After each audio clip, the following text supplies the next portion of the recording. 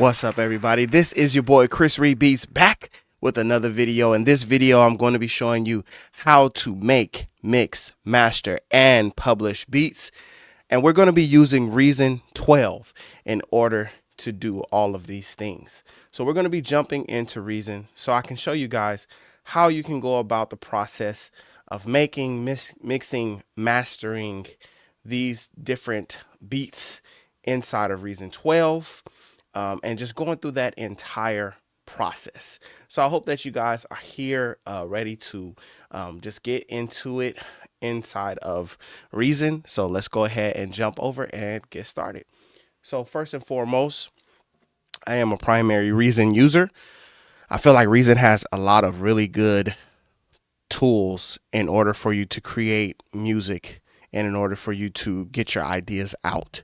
So I like using Reason for the express reason of the instruments that they have, a lot of really good instruments and just things that they have that you can use just right from stock. Like you just purchased the DAW and you are ready to start making music. And so right off the bat, they have a plethora of instruments and effects and something called players that you can use in order to create your music inside of Reason. So we're going to get started first and foremost laying down some chords. So I'm going to go to Europa. I want to do a R&B type track, and I want to primarily use stock instruments for this cookup, just so that, like I said, you can get an idea for what Reason sounds like and how you can start using Reason to make beats. So Europa is a great patch because it has pretty much anything that you could hope for. It has bass, effects, patches for melodies, pads, percussion, plucks, poly, meaning that, you know, not monosynth, but polysynth, things that you can play multiple notes and keys with, rhythmic like arps, textures. It has all of these things inside of Europa, and Reason has already started you off with a bunch of different patches as well. So primarily, I'm going to get started with first a poly patch. I'm going to be looking for something in the key range, something that simulates or, you know, something that has like a key feel to it. So I'm just going to use the browser and I'm just going to type in key. And these are some of the keys that they have available. So we'll go with some other keys for now, and we can cycle through that later. But first, I just want to kind of start with like a template for the structure of what we're going to be doing. So the next thing that I know I want to have is a pad, and I don't know what kind of pad necessarily, but I do know I want it to be kind of mellow and kind of soft. So I'm going to just put in a few keywords into the search inside of the Europa patches, and right there we have a pad that is called Soft Spread, and we'll hear what that sounds like as well. And that probably will do it for the Europa patches. I might use some of these other things, but for now, starting off with a key and starting off with a pad that we can layer that up with will be our first step. So as we get started with this track, I typically play my beats in C minor. And for you to get an understanding of what C minor is, I'll switch over to the piano roll just so that you can see the piano roll. C minor is C, D, E flat, F, G, A flat, B flat, and C. So these are the notes that make up C minor. And usually I like using C minor just in general for a lot of my beats. And you can switch the transpose to other keys later. But I typically like using C minor because it's the scale that I'm most comfortable with. So to start off this beat, I like to play my MIDI keyboard whenever I'm making beats. So that's what I'll be doing. So I'm going to switch over so that you guys can see me as I'm playing. If I can get one of these will work. I'll switch over so that you guys can see me as I'm playing my keys here. So like that right there, already just starting off with that chord, I can hear like something with that already. Like I can hear, you know, the song developing. Yeah. So we want to do like chord progression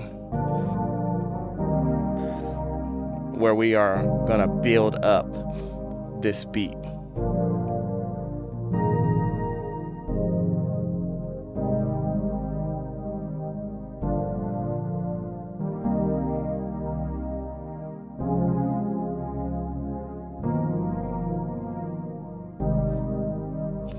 So we'll kind of build that up, and for our tempo, we're gonna kind of go like 107. I think is something I saw recently for like these like trap soul, new modern R&B type beats.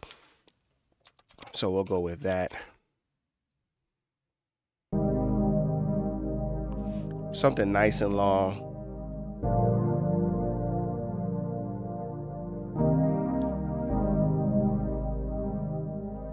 And I even hear like a choir, like a vocal adding on to that.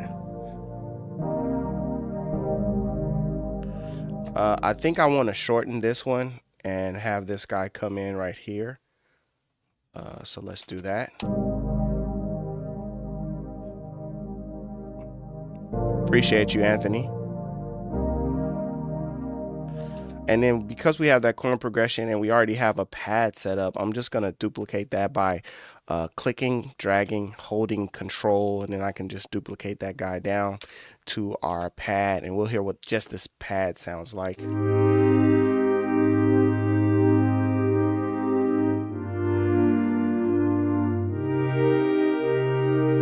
So I can already hear with the pad that I'm going to want to extend these notes.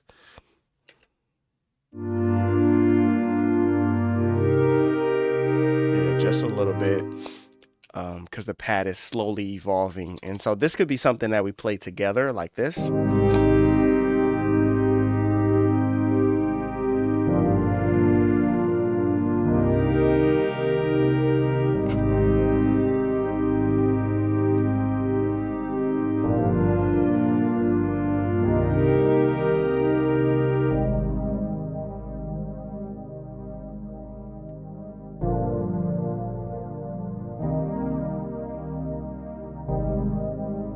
So that typically can, really like start to develop our song structure just right there, just with that one chord progression and the variation of sound that we're using to generate that. So we can kind of like create the structure of this beat just from the beginning, just so we already know exactly what we're doing with the beat, and we know like what direction we're going in, for example. So we know like this is what is going to be our verse, and this is typically going to be our hook section, and we can kind of draw in another one for our intro, if you will. So I'll go in here and I'll name these as well.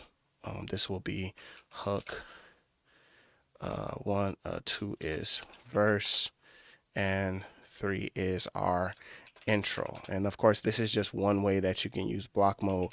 There's tons of ways that you can use the blocks. I typically just tend to use them like this, where I'm using them to separate. I don't want that tutorial section, but I'm typically using them to separate my beat out, so I can see what's going on in the beat and in what section I'm working on. So we have our intro, hook, and verse.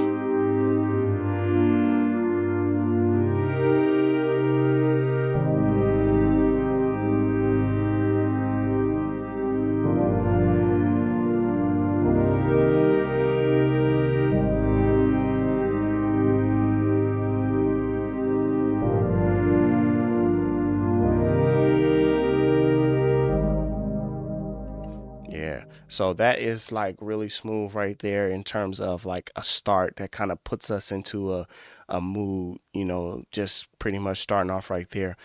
So that we have some dimension and some depth, I want to add in a pluck, and I'm going to like use a lot of reverb in that pluck. So I'm going to turn up my send on the master here. Very high, and then we'll dial it down if we need to, but we'll turn it up high in the beginning. We'll dial it down later if we need to.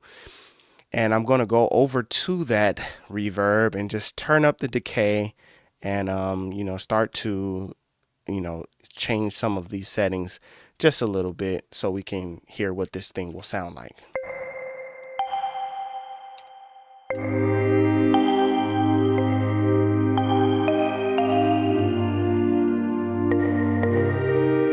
Yeah, I kind of hear something there with there. So there's a melody there. So we'll go ahead and capture this melody in our hook section. We'll go ahead and capture this melody here. I'll turn my pre-click on.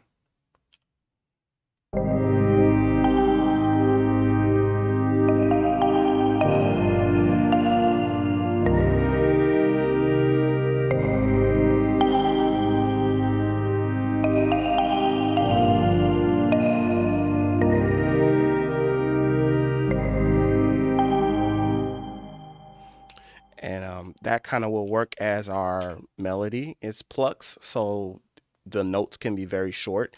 The reverb is what's, you know, delivering the remainder of that sustain. And I like that for a melody.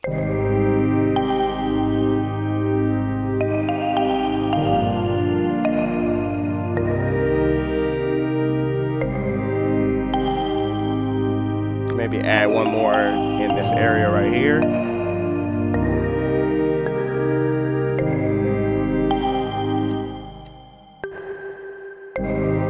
Maybe add something like that. And from this point, I like to build up the hook and then fly the parts of the hook over that I like into the verse. But use my hook as like, this is where most of the instruments and changes and things are going to happen. So I'll use the hook to build up the rest of the beat.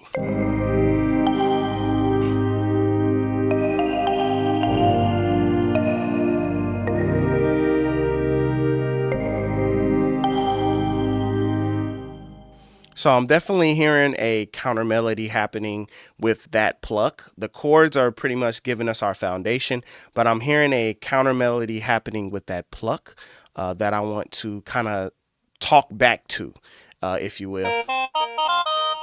So let's find something in here, and I'm actually gonna turn down this. And maybe we can find a conversation that we can have with one of the leads inside of Europa. That one just feels a little harsh. I like this one. But this one is very short as well, kind of just like our pluck. So we don't want it to have the same kind of feel. So we can change some stuff in here first. We can just go ahead and turn up our amp. But it sounds like there may be something going on that is causing it to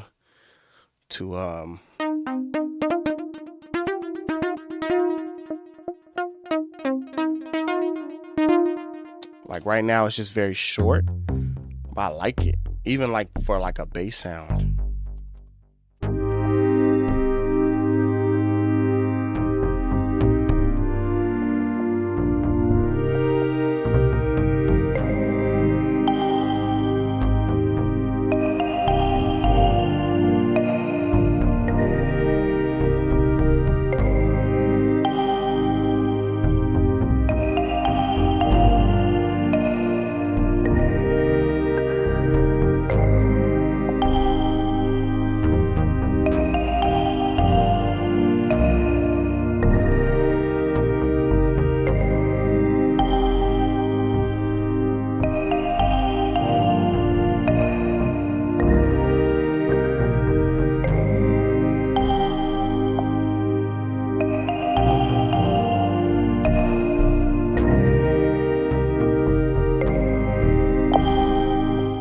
I could hear something with that. So let's add that in as a bass element.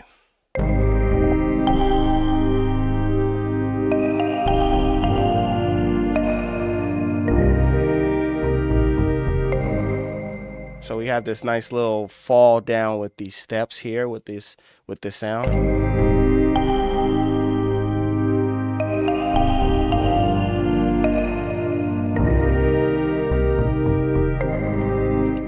And I did like a slur there, but I think I'm gonna take that out and just have it just come in regular.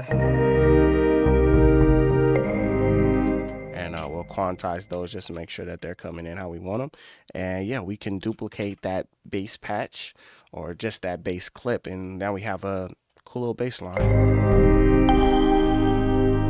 But I'm still looking for let's try our keyword search. We did soft earlier. I don't know, maybe a different kind of keyword like light.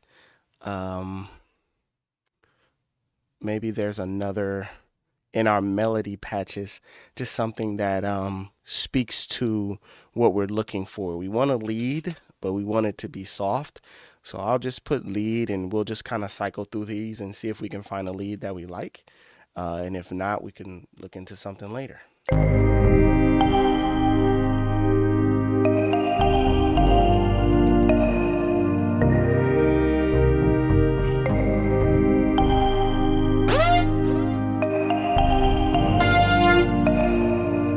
It's very loud, very harsh.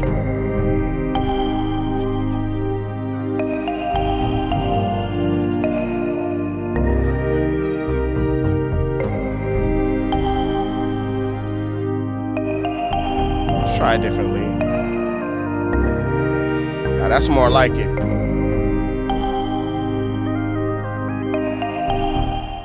So again, I wanted to kind of talk to and speak with that earlier patch, right? I wanted to kind of play something along with that. So I have my ghost notes up here as I'm going to go and record in this Canadian lead. Nice soft. Right, so our original melody is.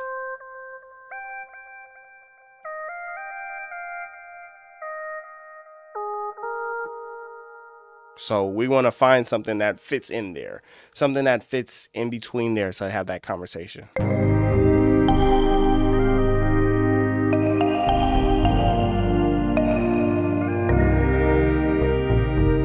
I think that could work. I just need to just check something real quick. So let me just make sure that I come in here and turn this guy off. Just so we make sure that this guy is off and not disturbing us. So now let's lay in that.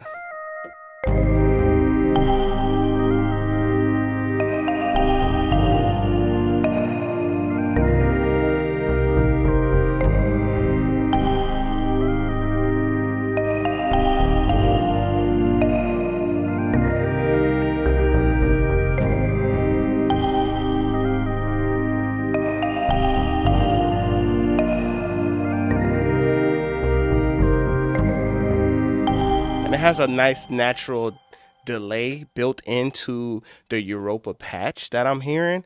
And I almost want to just go in here and just turn up the amount just a little bit, just so we can hear more of that delay coming in, right? We can just kind of hear that guy.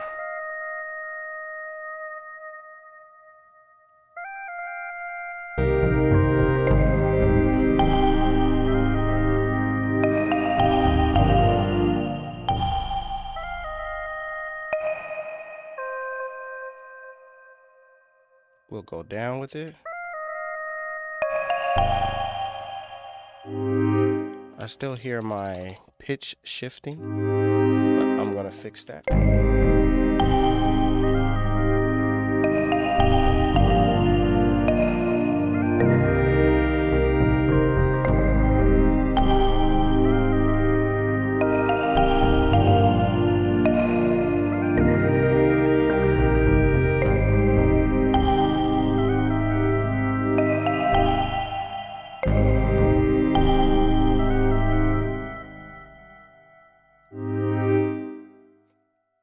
So our pitch is being affected. I just don't want this guy to be affected at all.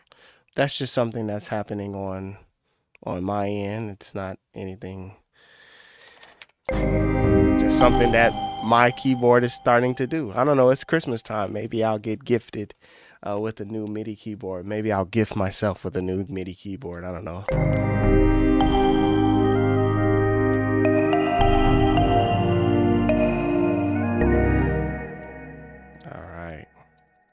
So until I fix that, it's just gonna keep. Oh, I know what I can do to fix that. Here we go. I'll just add in a new instrument to just bypass it, changing the pitch.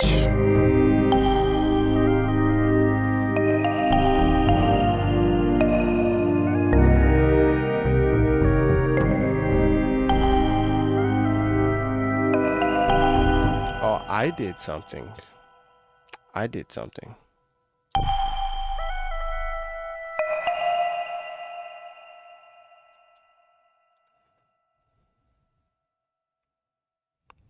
Turn this off. There we go.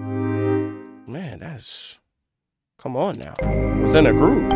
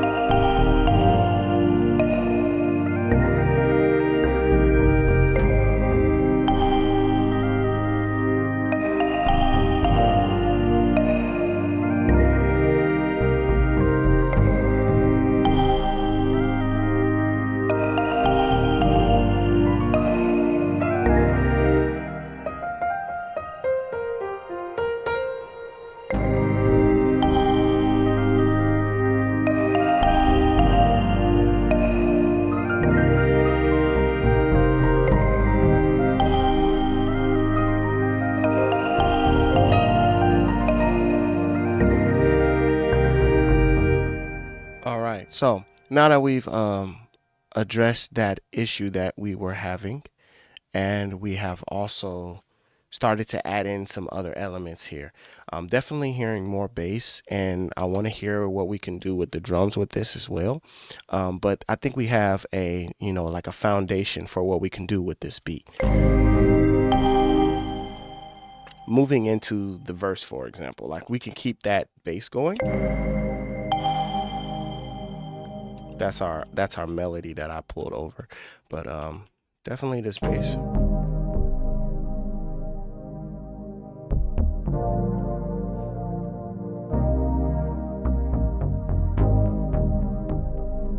One of the effects I really like to use is the Audiomatic.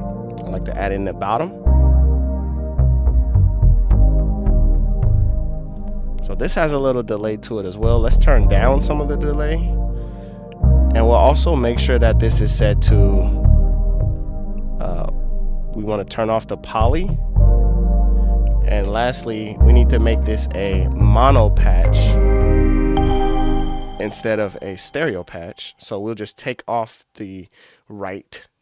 We'll take off the right from the mix channel, and that should turn that into a mono. Here you see right here, now it's a mono. And anytime that you want to do that to any of your tracks that you have, if you just want to turn them into a mono track instead of the stereo, you just need to come back here, flip the rack, find your mixer channel, and then just find whatever's plugged into your left and right. Just remove it, and then now you have a mono track instead of a stereo track. So now both of these tracks are now mono instead of stereo.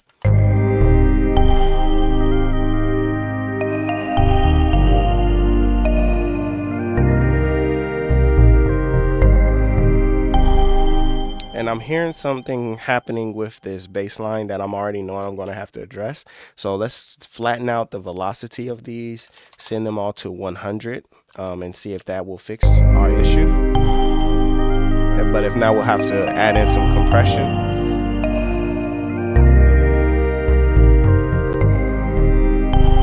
Yeah, it has like a wave on it. Some modulation is on it that's causing it to be louder and softer.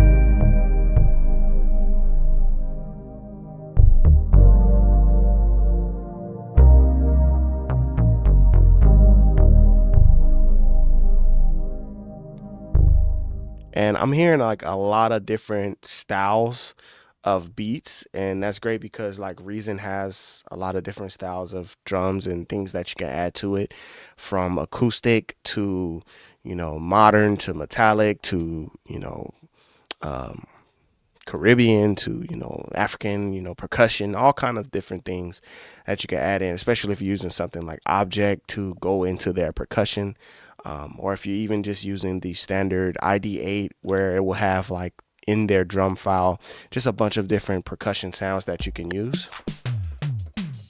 So it's like a bunch of different, you know, like styles that we can do for this track. But I know that I don't want to go that direction, but I think I want to use those percussions. But what I really want to use is the club drums. I've been starting a lot of beats with these drums in particular, because I feel like they have a nice modern sound to them.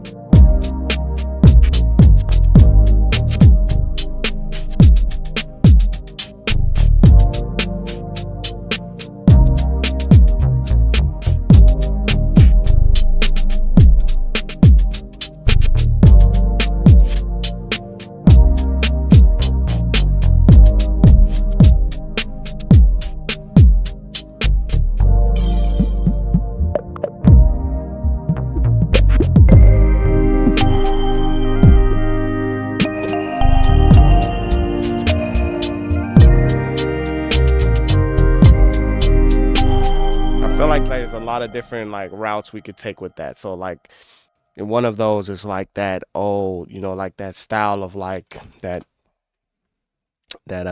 just like a upbeat style, but we wanted to go for something a little bit smoother. We wanted to go with something a little smoother, so that could work just a little softer, like.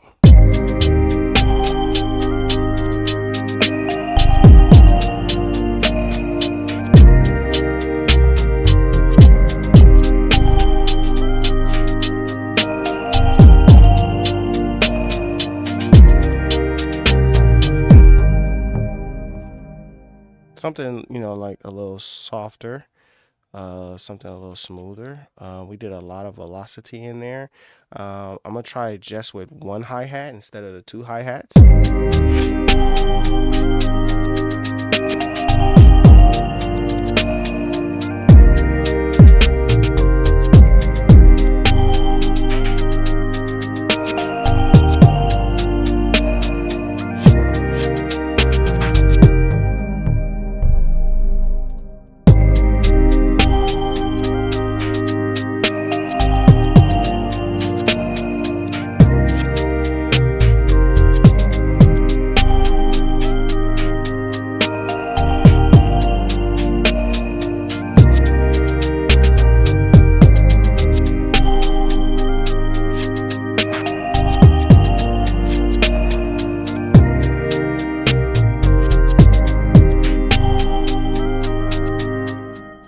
So we can keep it like that, or we can add a little bit more like modern flair with it. If we add in those triplets and those rolls, we can make it a little more modern. This one has like this nice delay to it that I like, but I'm gonna try it with just the other hi-hat.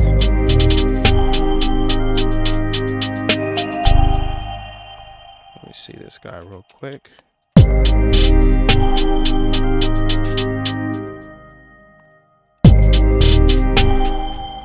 Okay, let's try for 30 seconds instead of 1/64. It's coming in a little faster than I want it to.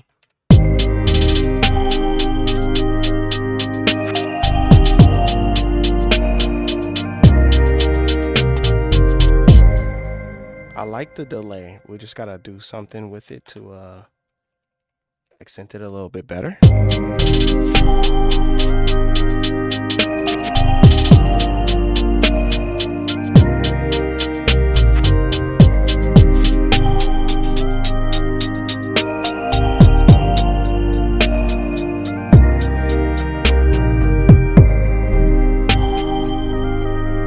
Sound selection is important. Just by changing the hi-hat, to a different hi-hat right there just immediately just opens up that drum pattern to just, you know, really come alive. Now I want to hear more of that hi-hat.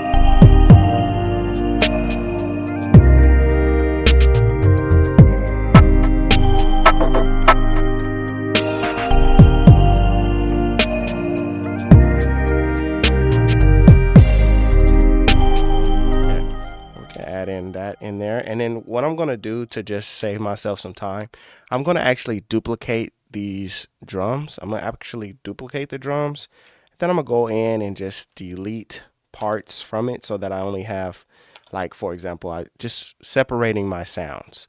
So this one should be our kick, so we're just going to go ahead and name that kick. And I know that if we go to our rack, there's a way that we can do the separate outs. But I just don't even want to deal with that right now. I just want to do it this way, so that way I even know inside of my sequencer and on my mixer, I know everything has been separated. So I can just go ahead and just do it straight like that. So here are our hi-hats, and we'll just go ahead and name that hi-hats. And lastly is our snare here. So we'll delete the kicks and delete the hi-hats, and we'll rename this guy snare. And I think I'm going to duplicate one more time, so that way I can add in that percussion that I heard. So we'll do one more duplicate. We'll get rid of this, add in a clip with our pencil tool, find that sound. Where's that sound that we like? Well, I did. There's our little ride right there. We'll add that guy in on the one.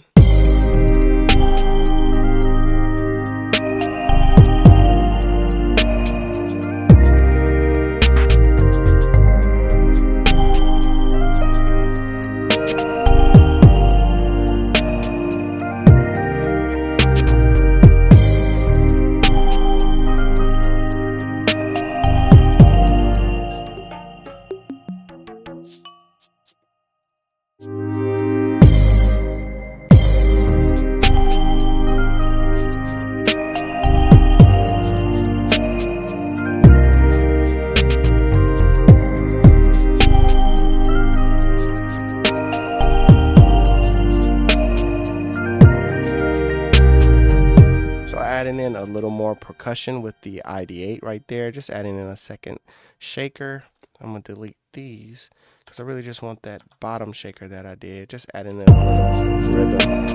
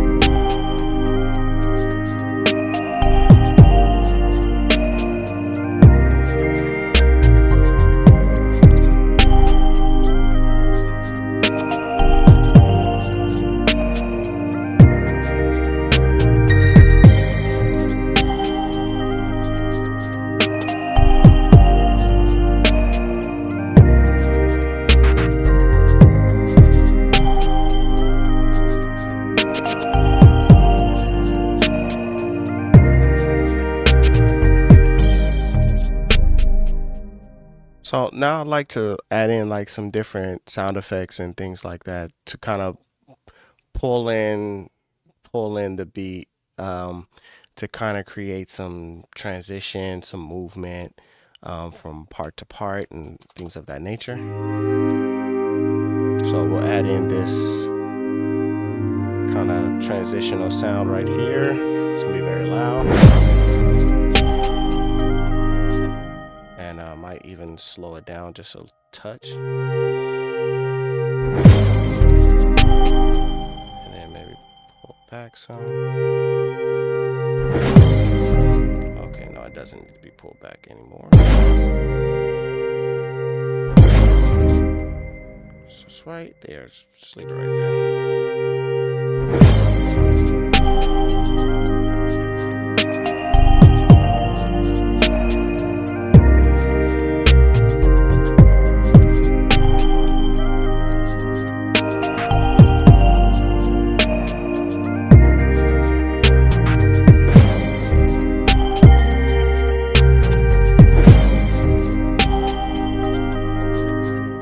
This guy in one more time. I think what we want to do is kind of turn our transpose down a little bit. We'll scoot this guy over. I like the way that moves in a little bit better.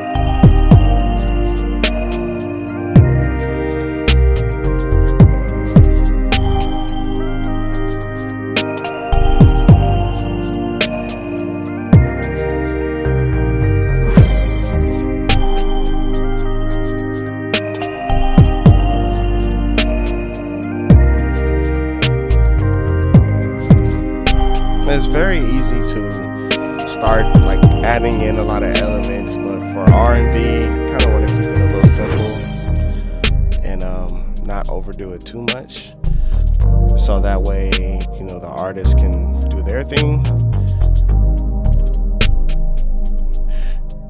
It's more like a laid back kind of R&B.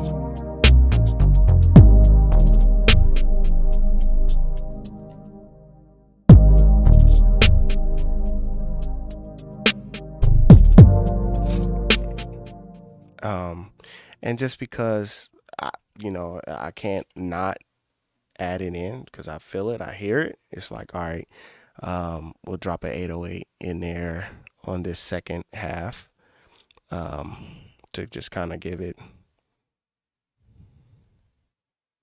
a little. Which one of these do I want? This one. Turn this guy down.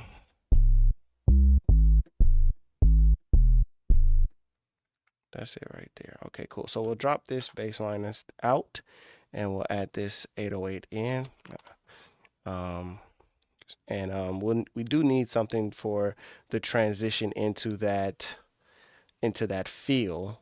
So we'll drop the drums again like we did a little earlier, and then we'll have it transition over into the 808. Now we need to actually beef up this 808 a little bit, so we have a little, have something coming in with this guy.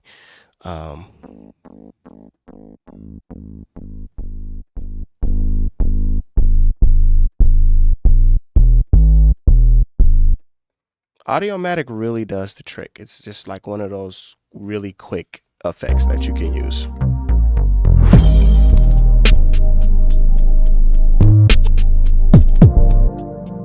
Now I just need to actually know how to play the right notes, right?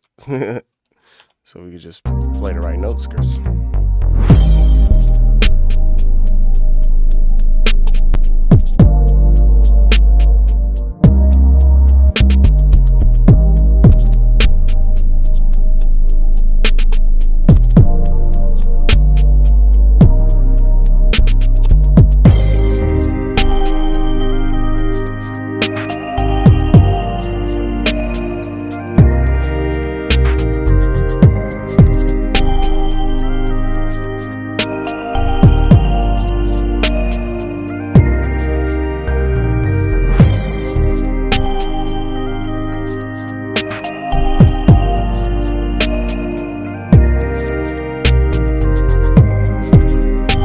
like it's like a style of R&B that's not really appreciated these days.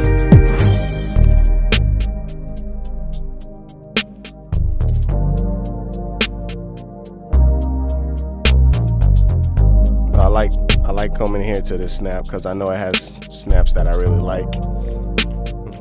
I'll load this snap up in here.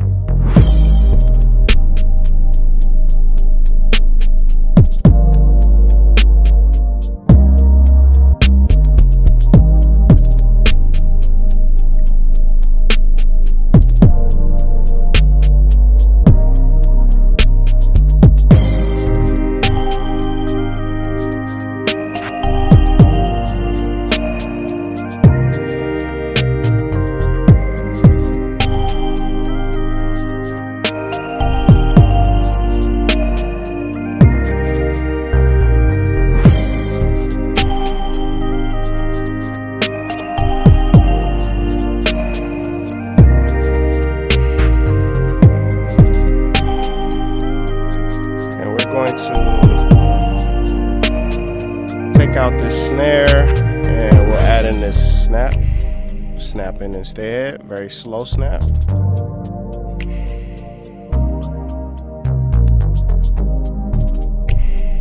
See, now it kind of changes the mood for when we're coming into that 808.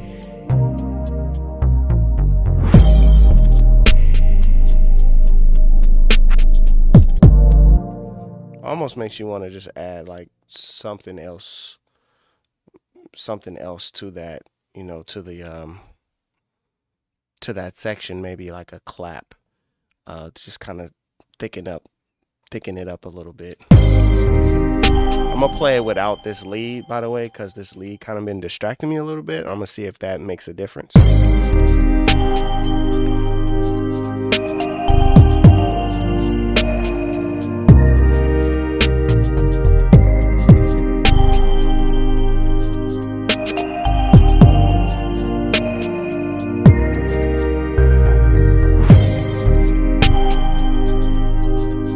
About you, but I think it does make the difference. So we're gonna take out that.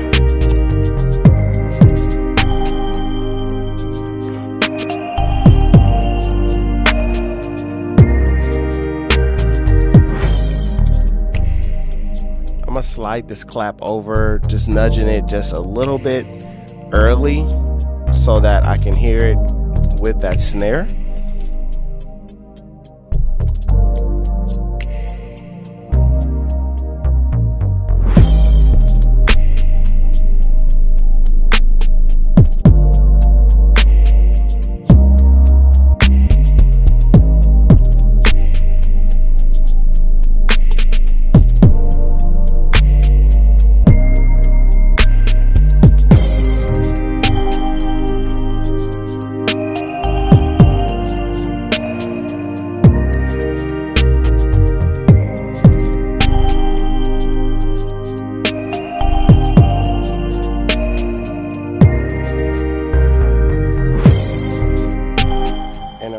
So right there, I'm hearing some kind of roll, some kind of roll. I'm gonna use a player polystep sequencer for this roll.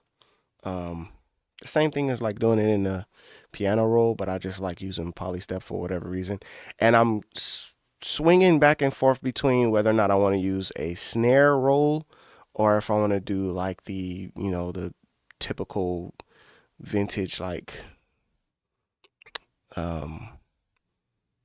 it's like a tom, like a vintage tom.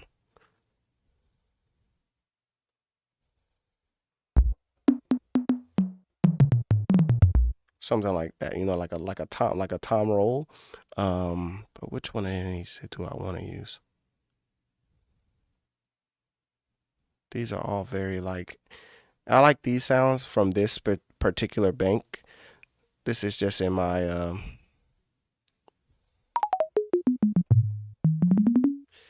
something that's just on my computer. They're just very clean sounds. So something like do do do do do do do do do do, something like that.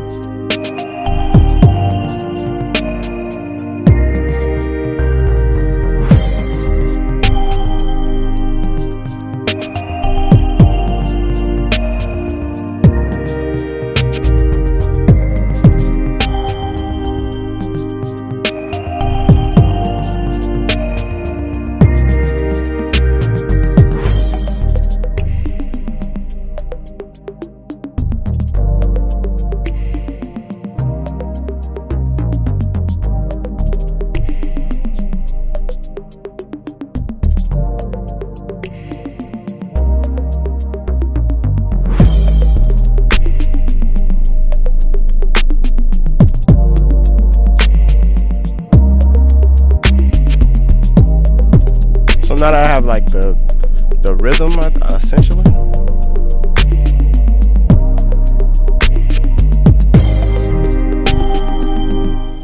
Now that I have like the rhythm, now I can like decide, okay, do I want to use that sound or do I want to kind of go for something different? You know what I mean?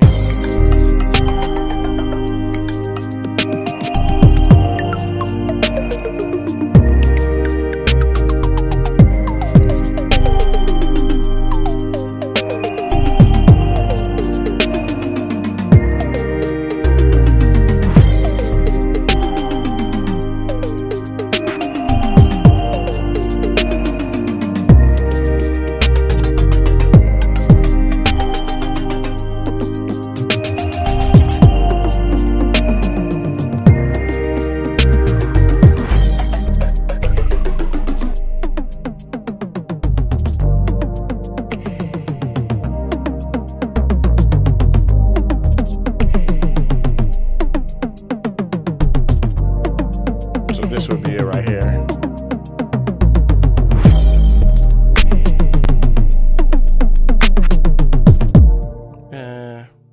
And then maybe you can do a pan. Let me see. You can set this pan to random.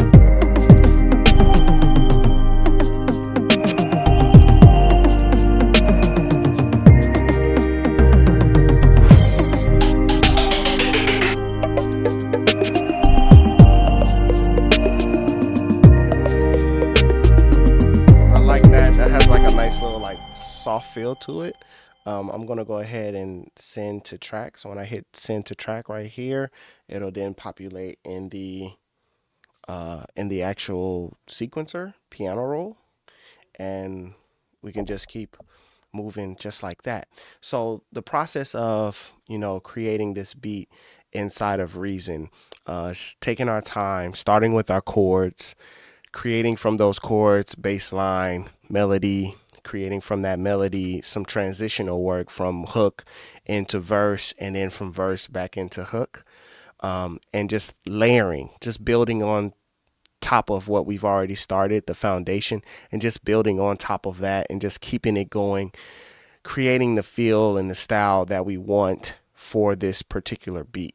So now we're just gonna edge out that pattern that we did with the tom rolls. And I found those toms inside of the Reason Factory Bank, and they have so many to choose from, so many different styles and everything like that. I'm glad I went that direction instead of keeping the very clean version of them. But now we can hear it without all of the boop, boop, boop, boop. We can hear it without all of that and kind of see how it flows with the beat. So I'll go ahead and turn this back on so we can hear that.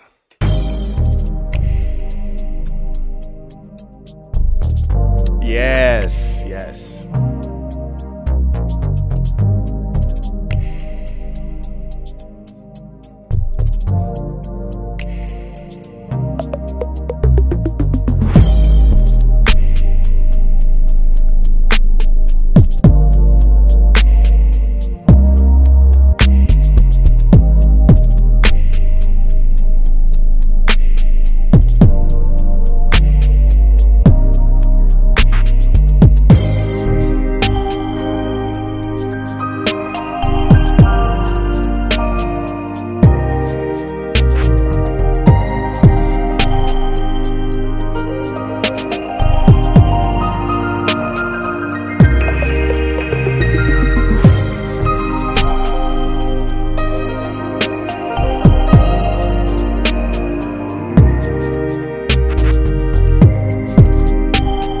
I think for sound design, we might even come in and start shaping some of these sounds a little bit more, making them even more mellow.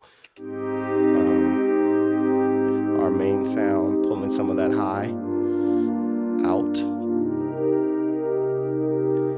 Just filtering it even more, maybe going into the sound,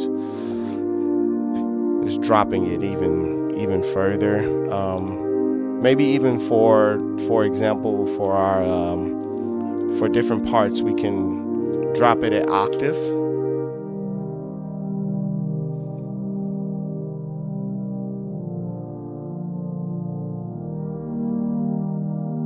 Yeah, that has a cool sound as well. So we can maybe bring these back in, like here, but like at an octave lower, or maybe not even an octave lower. Maybe like just instead taking these middle notes and dropping them, so that it's not such a, it just changes the mood of the chords.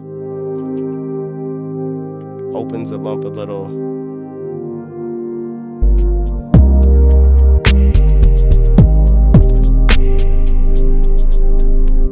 And instead of having to have our 808 just all in the red, just bleeding over, we'll start, chopping off some of this low end of these, sounds that doesn't need all that low end. We'll start chopping that low end off. So like this guy, we don't need so much low end.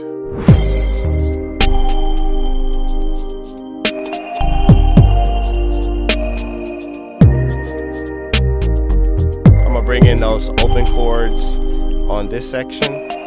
I think I might even drop down this bass.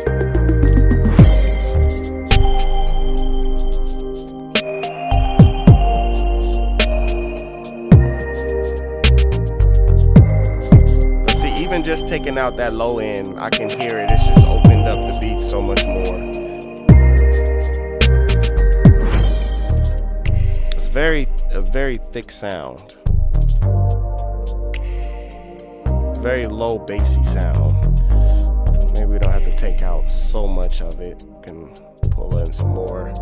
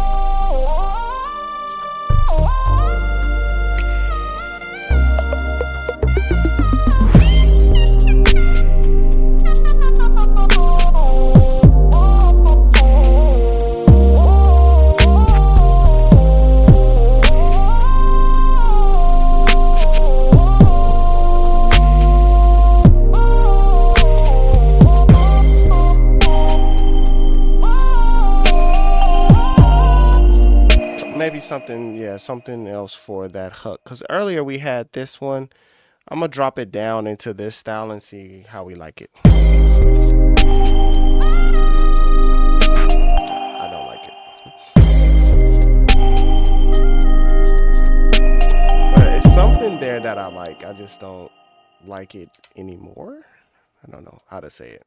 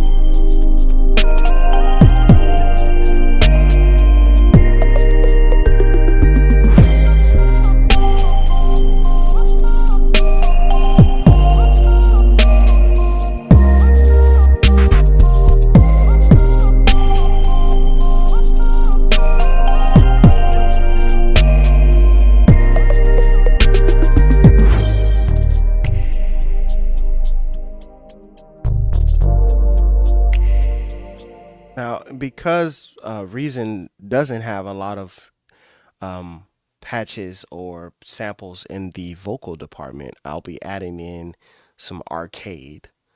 Because arcade has nice vocal lines and things that you can add into your track, just to give it that flair. So a lot of these modern tracks, R&B, just different tracks, they have a lot of these, just different melody lines, even to the point where you have full people singing, over the beat, in that kind of style of track, saying complete lines, just underneath the beat, just in that way of well, this is male vocals. I don't know if I want male vocals. I used these already. Let's not use those. Let's find some we haven't downloaded. More male vocals. So just want to add in some different vocal chops in the style that has been, that very like airy. You can't love me. You talking when you talking when. Something of that nature. If it's not you, if it's not you.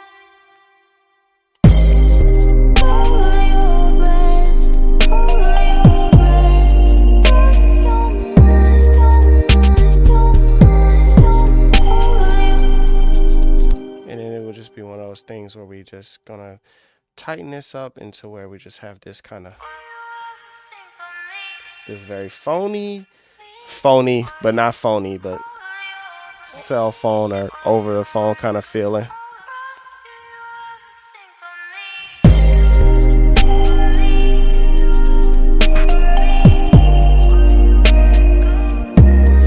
And that just, that completes it right there.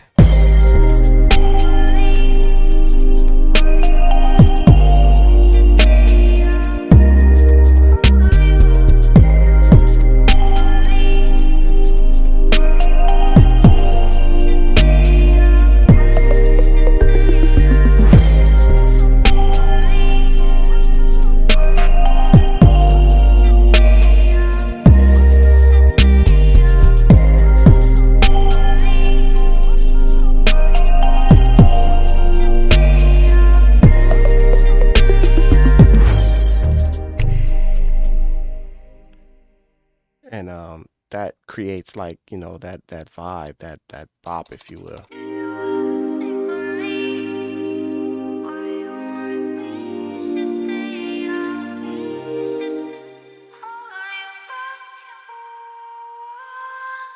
Ooh, I like that one. Let's do that one.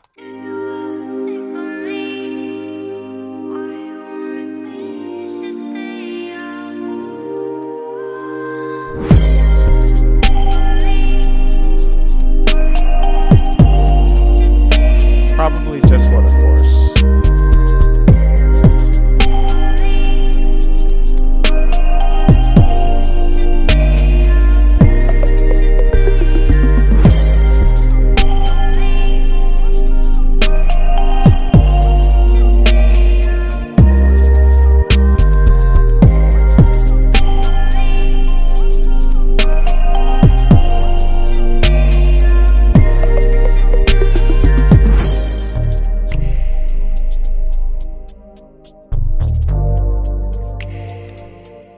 So Arcade does have playable sounds that you can use as well. So in the same line, this is called a line, whatever, there's, different things that they have. So like they have different lines is what they're called. So this vocal line would be hooked, distant voices, vocode, jukebox vocals, right? So all of that's called a line, downtime. So in the line, you can either do a sampler or play an instrument. So they do have instruments of a vocal variety, but you just have to find one. You have to find one that will fit the style or will fit the use case of the track. So I like the sampler that we used. I'll load up another sound where we can actually play this. Need you now. I need you now. I need you now. I need you now. I need you now. And that's cool because you can kind of like play with that. I need now. I need you now. I need you now. I need you now. I need you now. I need you now. I need you now. I need you now. I need you now. I need you now. I need you now. I need you now. I need you now. I need you now. I need you now. So like you could definitely make like a whole track with just that.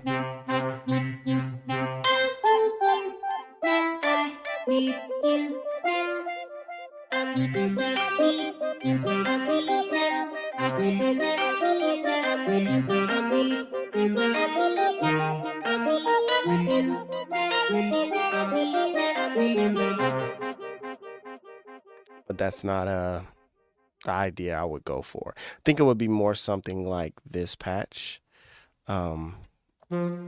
Just choir style.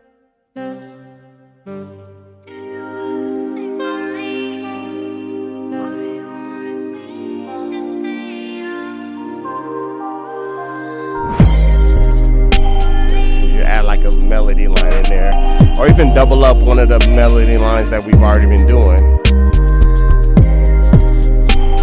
Like this piano line that we have here.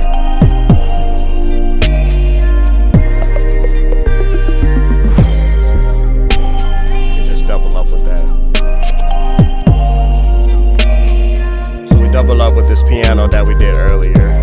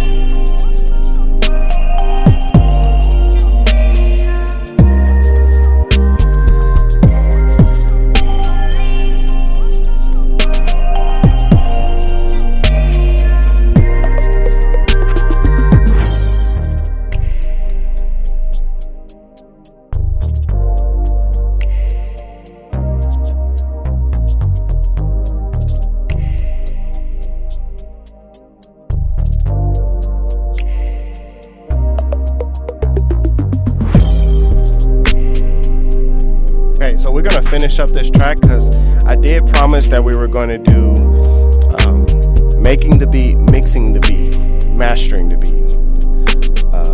So we need to finish this guy up. So we're going in with our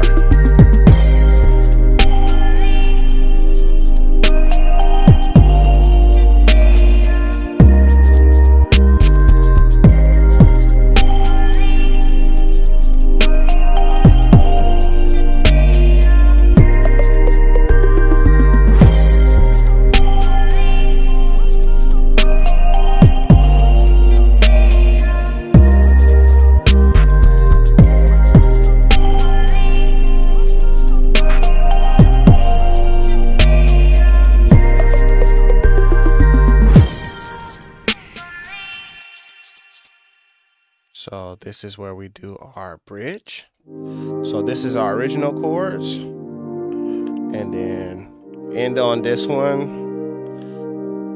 So no, so we end in there, so we can go here.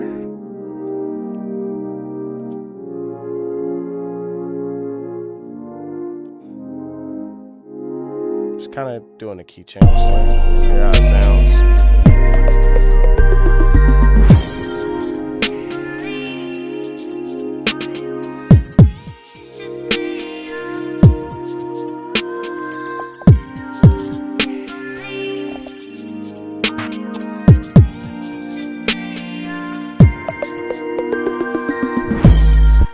then come back to our other track. Okay, cool. So let's add in that. Here we go.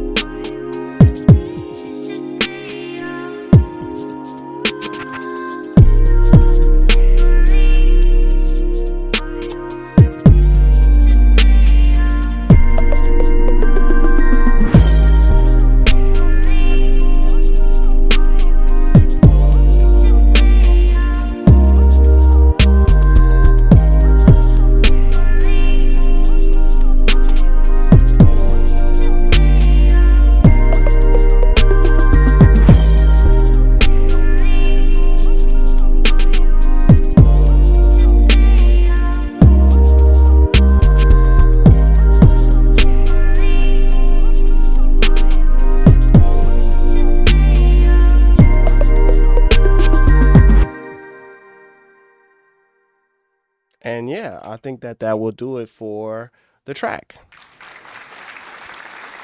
So essentially for this track, we going R&B, we going like very kind of like classical R&B vibes, smooth, R&B, something of that nature with a modern flair to it, with a modern twist.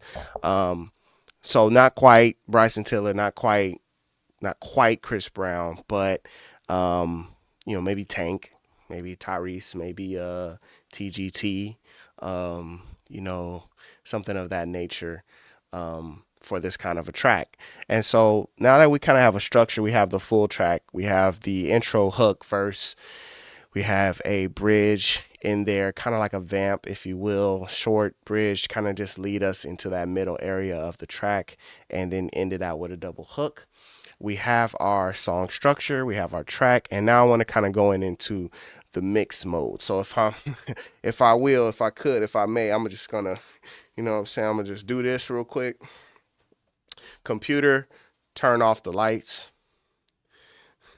We just gonna switch modes completely. Okay, we're switching modes completely because now we're going into our mix. Okay, so with mixing, I'm doing this purposely because I have to do something to tell my brain we're switching from what we were just doing. I might even just go in here and just hit save as, matter of fact, and then just put mix. So I know like this track we're just switching over to the mix of the situation, and we're not going to be in creative mode. We've already mapped out everything. We like how everything sounds. I don't want to add in new sounds. I don't want to do any of that. We could possibly change the sound because in the mix, sound selection is important. So we could possibly change a kick to sound better or different. Like, right, if we can't beef up the kick how we want. We might change the kick to give it a different feel, or we might change a snare or something of that nature. But I want to switch over to a different mode because now we're going into mix. I don't normally mix. We can just leave the sentence just like that. I don't normally mix. I don't normally mix my tracks unless I'm like taking a moment like this to be like, okay, we're going to stop everything we're doing and we're just going to mix this track. So that's what we're going to be doing right now. So for my process of mixing, right? When I'm looking at this mixer, I'm looking at everything that's going on. It's important that like I don't start with the master section on. I'm not using the master compressor, and I'm pretty much going to be taking all of these faders down. I'm going to be taking these faders down because that's how I like it. You might not like to do your faders like that. You might want to have your faders at 0 and then you come up to your input gain. You might want to have your faders in a relative area, maybe around 10 or 20. But for me, when I'm going into this mode, I want to start with certain elements and build my way up, right? I want to build my way up within those elements. I want to have my meter set to VU and not peak. I want it set to VU so I can get the energy of what that sound is producing. I want the energy of what that sound is producing. So if I turn my kick up, I'm going to get to this hook section of the beat as well. If I turn this kick up and I'm looking at my VU meter, I'm seeing it's hitting around 10. It's hitting around 10. I'm looking at my big meter right here to check things out. I'm going to switch over so that you guys can see more of it. And I do like to start with my kick.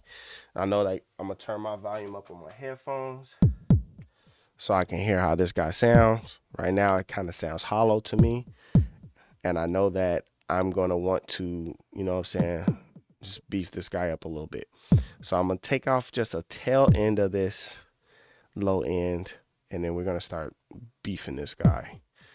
Just start beefing it.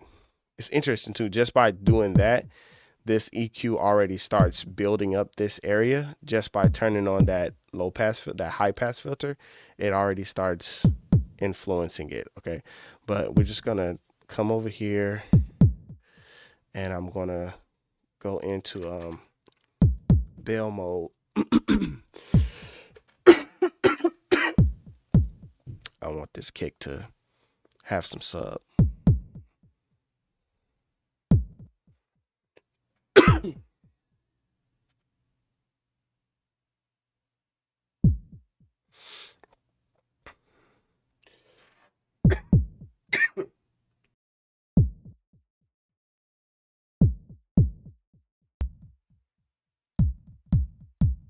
Right around 10, add a little bit more of that.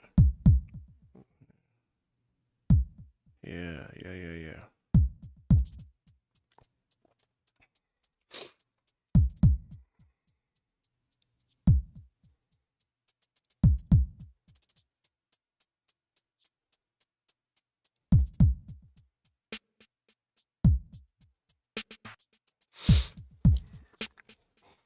Just add a little bit of presence on this guy.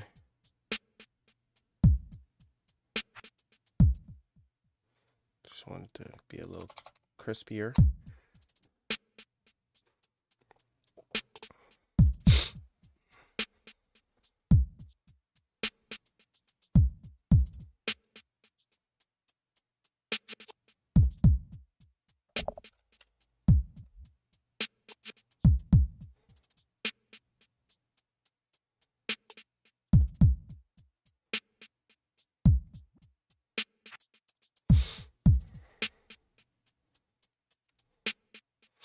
This is a cymbal.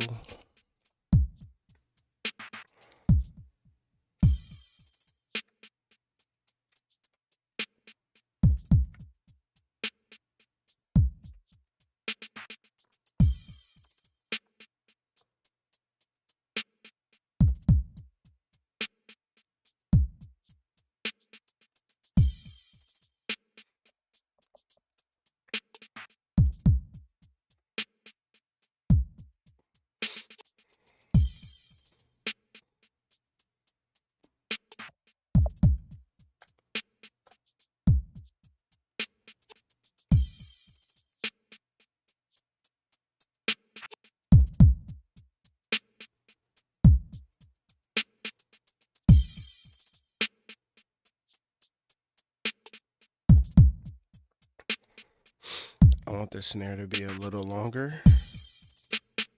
It's kind of chopping.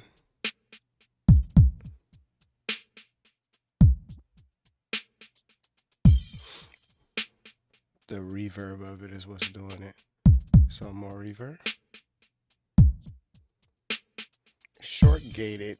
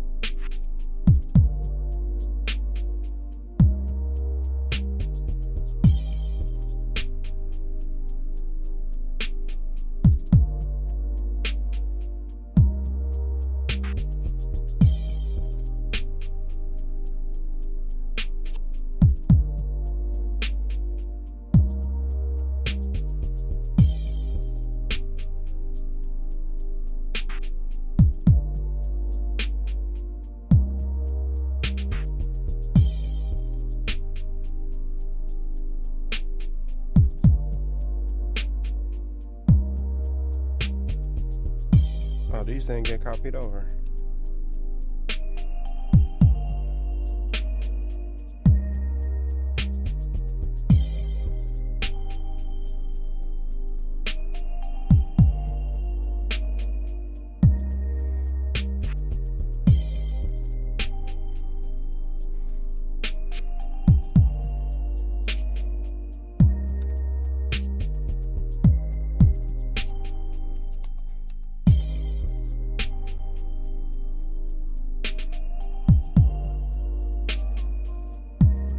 And I did want this sound to be very subdued.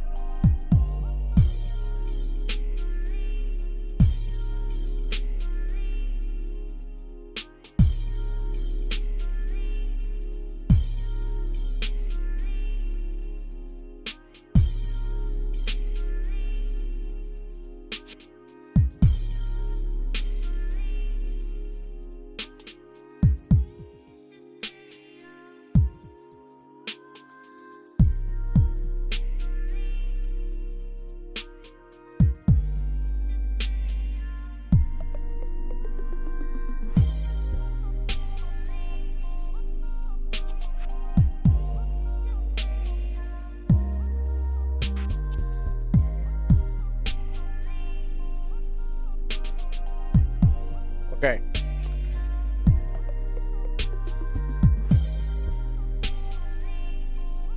All right, so I feel like I have a kind of handle on the sounds, instead of it just being like how I was in creative mode, where it was like, all right, make things loud. I want to be able to hear it. Now it's kind of like balancing some stuff, moving some stuff around. And even with that, yeah, we have this guy panned. Where's our piano? I have my piano over here as well. So, just kind of making some space. Got my kick coming through how I want it. Got my 808 coming through. And there's some different things that I can do with that if I want to get fancy. But one thing that I do want to remember, after I've been listening to different sound engineers and stuff like that, is like, you can go through and like show all of the different compression and all of the different like things that you can do in your DAW, but it's just kind of like, you just want to remember to do things that you need to do. Like, use compression when you need to use it, not just because you have this nice fancy row of compressors. It's like, oh, just throw a compressor on every single thing. That might not necessarily be necessary to do something like that. EQing, always doing subtractive EQ rather than additive EQ first and foremost. So where it's like we want to subtract, which is why I was using a lot of those low pass filters, high pass filters, because those are cuts. We're cutting out the bass in some of the sounds. We're cutting out the highs in some of the sounds. We're removing frequencies from sounds that don't need those frequencies, because it will muddy up the track. So like this piano, for example, it will muddy up the track if we have those frequencies in there. One other thing that I need to do is go in for this reverb, and I need to make sure on the reverb I actually do some EQing to this as well. So right now it's boosting a lot of those lows in the EQ of this reverb here, and so we don't want that. We are going to remove that bass from the reverb because that's going to muddy up the track. We want the reverb, we want the sound of the note extending, but we don't want it to sound, like it has bass in it. Like that's going to remove from our kick and from our 808. So definitely one of those things you want to, kind of keep in mind. Remember, sometimes I'll even like do a effect, and I'll come in here and I'll route in this parametric EQ. I'll route it into the RV. So I won't use this EQ. I'll actually leave those settings, but then I'll just use this EQ to drop out the bass. So that way it's like, okay, cool. We know that we have addressed the bass of the reverb, but that's definitely something that is important as well. So now I feel like I have my track. It's not clipping. It's nice and, low. It's hitting at a number that I specifically wanted it to hit at, which is right here at -10. So it's hitting right around -10 steadily. The kick is raising up a little bit more, but that's by design, to have R be kind of set around -10 just as a starting point. And then from there, we can use our master section to start adding in some more of the flavor of the track. So what I like to use is the multi-band compressor. Now that I've turned my master section on, I want to use this multi-band compressor. And this guy just kind of just does a lot of the work. As long as things are mixed in the idea of things are leveled is what I will say, because mixing and leveling and all of that type stuff, it's all a science, and different, scientists have different methods. So primarily it's a leveling experience that we're doing. At first, the pad and the keys were really, really loud. And they didn't need to be that loud, but they were that loud so that I could hear them while we were in the creative mode, while we were creating. But now that we're in the leveling, mixing, mastering stage, we just want to be able to get things at the volume that they should be at, leveled to where the different elements can shine through. multi-band compressor essentially is going to take the frequencies. It's compressing those frequencies so that everything is level. The highs sit within a certain threshold, mids certain threshold, lows a certain threshold, and that's based upon the compression that you set for it, as well as giving you the opportunity to do some EQing and throw on a maximizer so that you can, pump up your sound a little bit more and get it a little louder. So we were hitting at -10 at first. Now we'll come in. Ugh. Loudness warning for you guys. Here we go.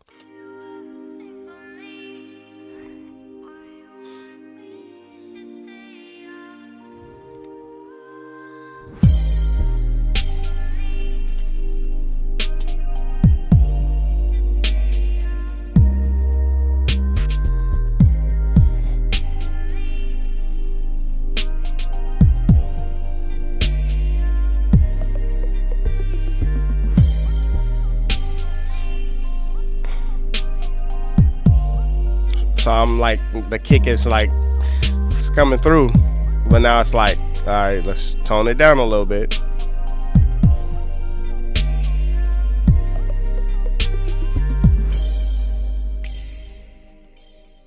Something with this little symbol here. We'll turn the symbol. Oh, I never got around to my other bass element. Okay, not you.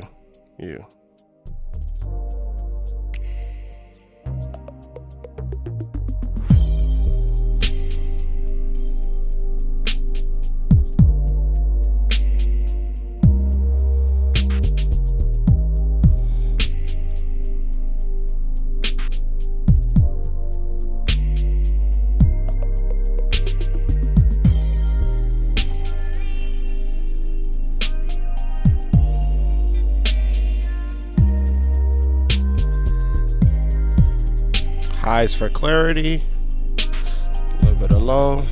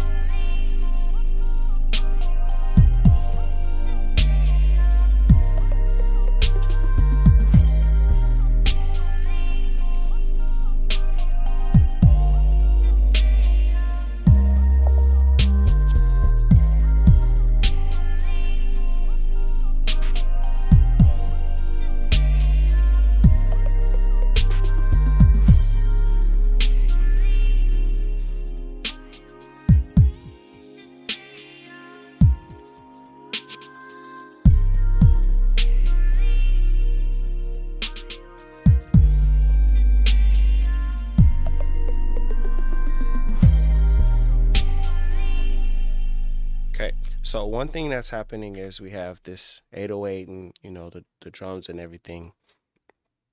The 808 and drums is um um nice, you know what I'm saying? Um what am I attempting to say? I'm going to move into using this master compressor to pull up the overall volume of the track a little bit more.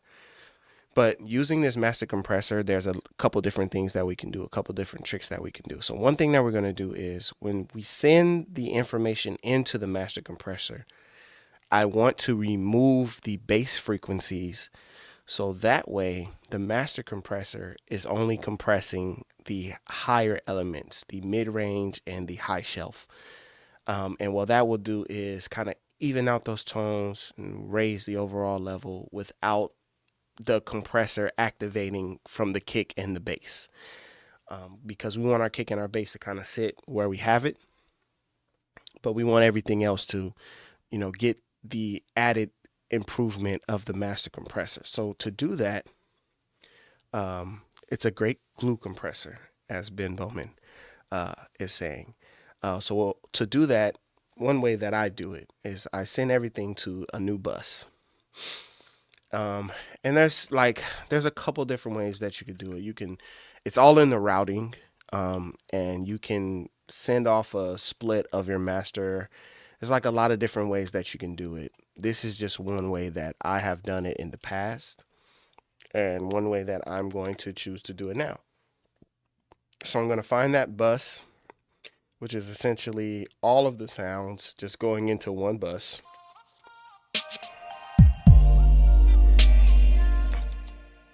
And what we're going to do is we're going to use, let me see if I'm setting this up how I really want to do it or not, but we're going to use the direct out, and we're going to pull that. Let me see.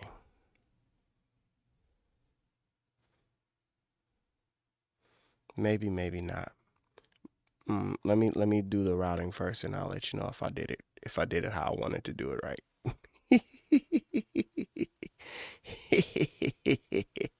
We're going to pull it into this master section, into the dynamics.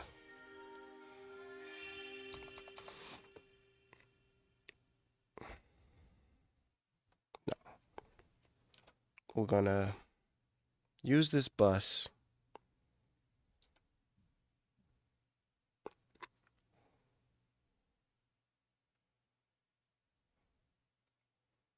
Maybe.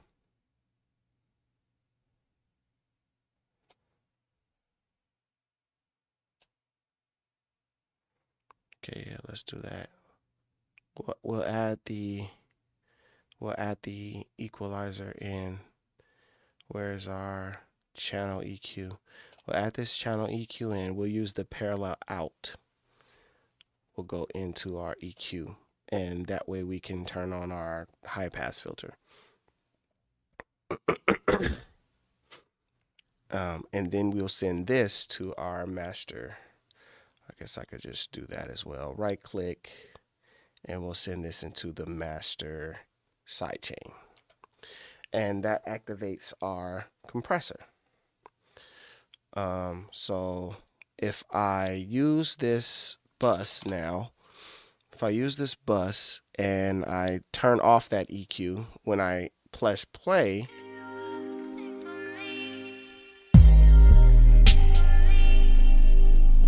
let's make it dramatic so we can hear. We'll turn our ratio up.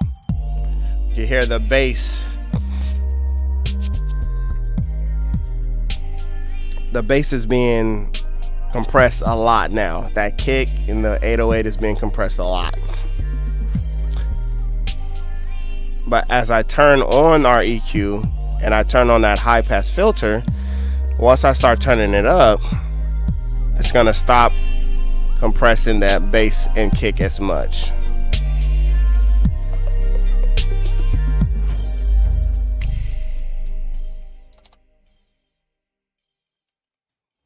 So let me see, go back.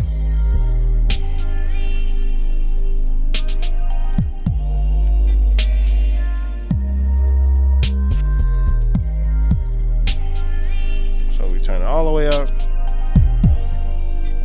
So there's no compression to kick and bass at all.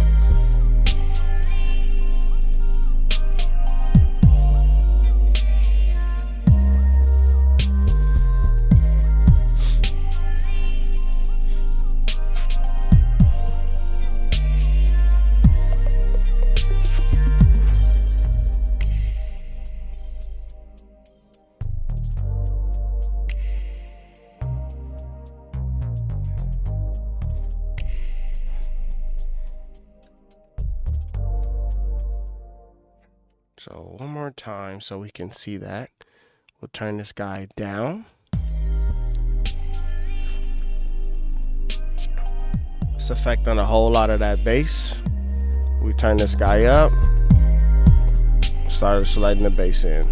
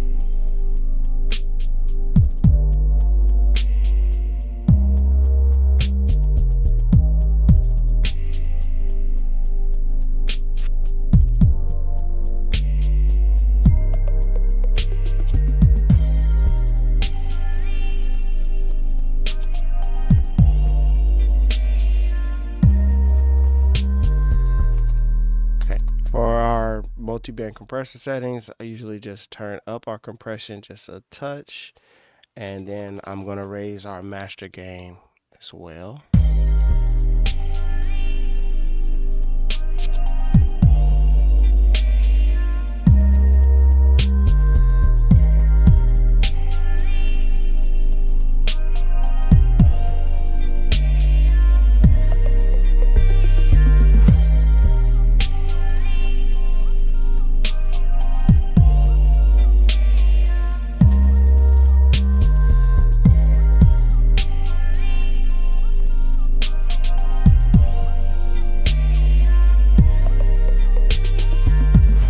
So at this point, because I'm listening to it, I'm listening to the track with my headphones. I'm listening to it with my headphones, right? So for me, what I'm getting, I'll just slap this guy on here real quick, just so we can just touch that down a little bit. For me, I'm hearing a lot of like 808 and kick. Plus I got my volume like turned up like really loud. And so I'm using the master section. I'm using the big meter and everything like that to kind of help me to get a grasp of exactly how loud things sound. Because in my headphones, it might sound good. To you guys, it might sound good. But it's like, what is this actually pushing out? And so one other thing that we can use, that I like to use, would be our, we're going to use this, it's a loudness meter. We're going to set this loudness meter up by Ulean so we can kind of see what the lufts are that we're getting from this. And I should be able to use this. Awesome, I can. So I can use this guy now so I can see the lufts that we're getting. And I'm going to turn my headphones down because I got them literally as loud as they could go.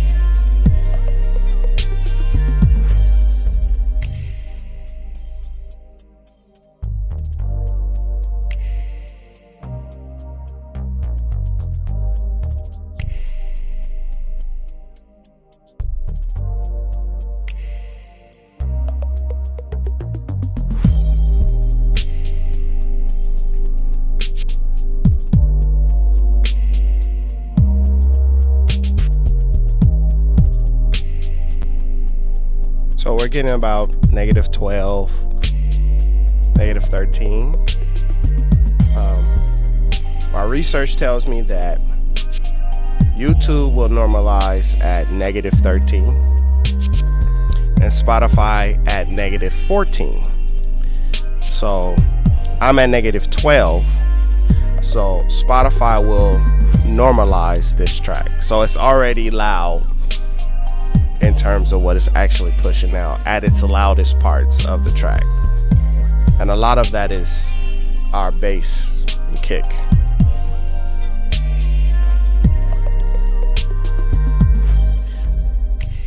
So if I'm mixing with my sound good brain, I say sounds good.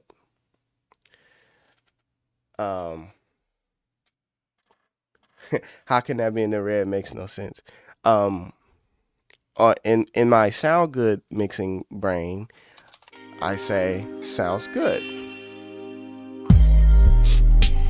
Sound good brain says sounds good. My like corporate mix brain would say turn the bass down. It would say turn the kick and the 808 down. My BeatStars brain, or my Cell website brain, Airbit website brain, would say turn everything louder. Some people even go to like -9, and that could really be the difference between your beat getting skipped or not, is like how loud it comes in when people go to play it. Especially if it's compared to like somebody else's beat, right? Where it's like, oh, their beat sounded really, really loud. Your beat doesn't sound as loud. So because your beat doesn't sound as loud, it automatically is like, oh, it's not mixed, it's not ready, it's not good. So it just becomes, that's where you get this idea of like the loudness wars. This concept of like pushing everything as loud as it possibly could be. Our VU is already saying that we're at 0 dB and edging over. Our loudness meter is telling us that we are hitting around -12, -13. Well, now more like -14.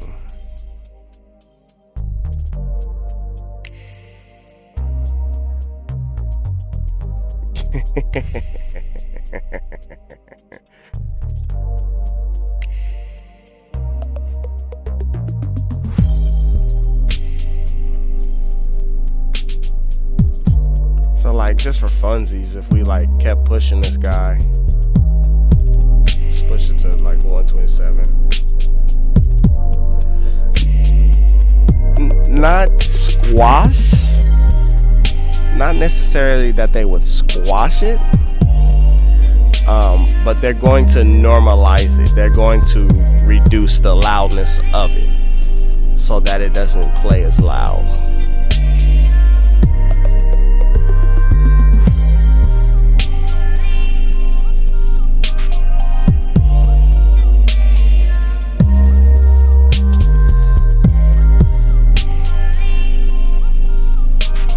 So like this is too much. This is like over the top. But this is gonna be like the minimum for, like right now, if I stop playing this music and I went to BeatStars and I started playing like and I'm saying BeatStars because that's what I publish on. So if I went to BeatStars and I started playing like a beat that somebody, is, that they have, I'm gonna turn it down. I haven't turned up the knob on my audio interface. It's already too loud for me to talk over. So like I have my volume for my beat set and I turn my audio interface down and now I'm listening to the beat from BeatStars, and it's like already louder than what my beat was doing if I didn't turn up that master gain the way that I turned it up. So that's what I mean, where it's like,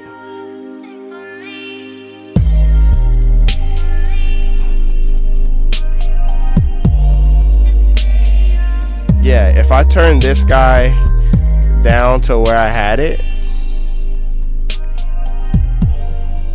that's not gonna do it.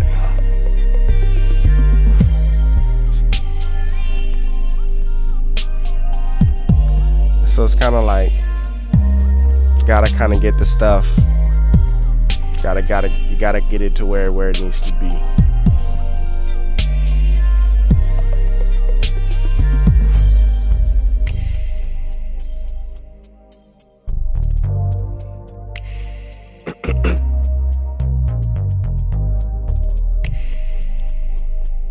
I might even turn off the limiter on this guy. Might turn the limiter off and just use the soft clip.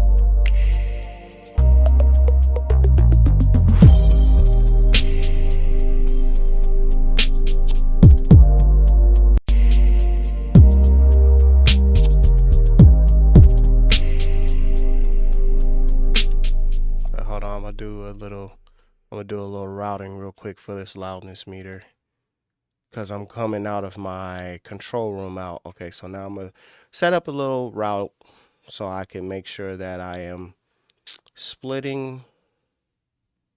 Where are we at? I'm gonna split the audio of my master out so that it's going to my system and going to the U-Lean. We'll get a even more accurate reading.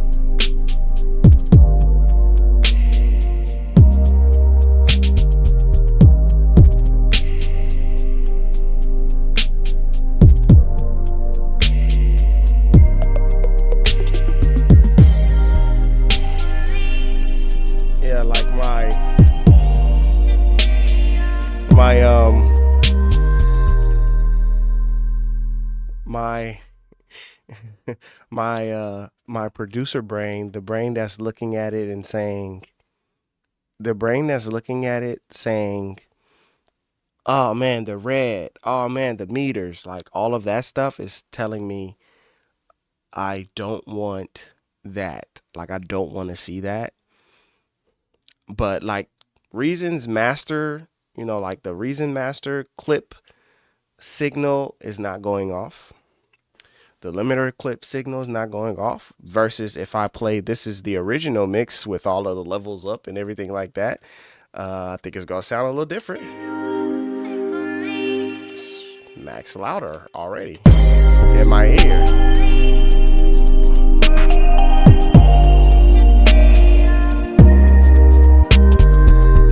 But definitely clipping. See what I mean? That's a clip. Oh, I don't even heard that other one.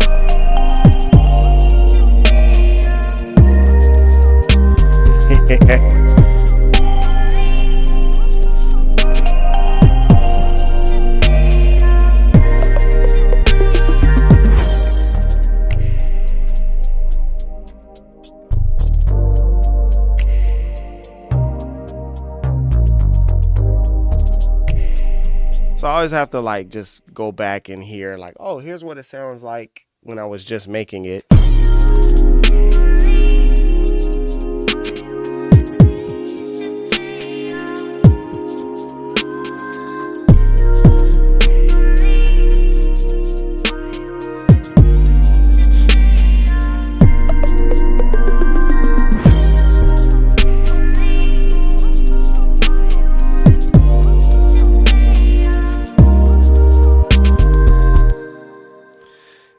And I feel like that, I mean, like it's no, no.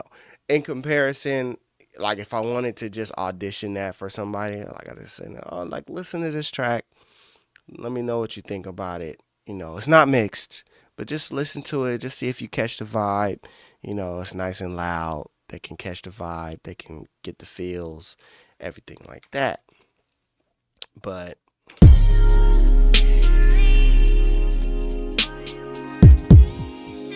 yeah, the kick is where I want it now. Whereas before, it was just kind of like.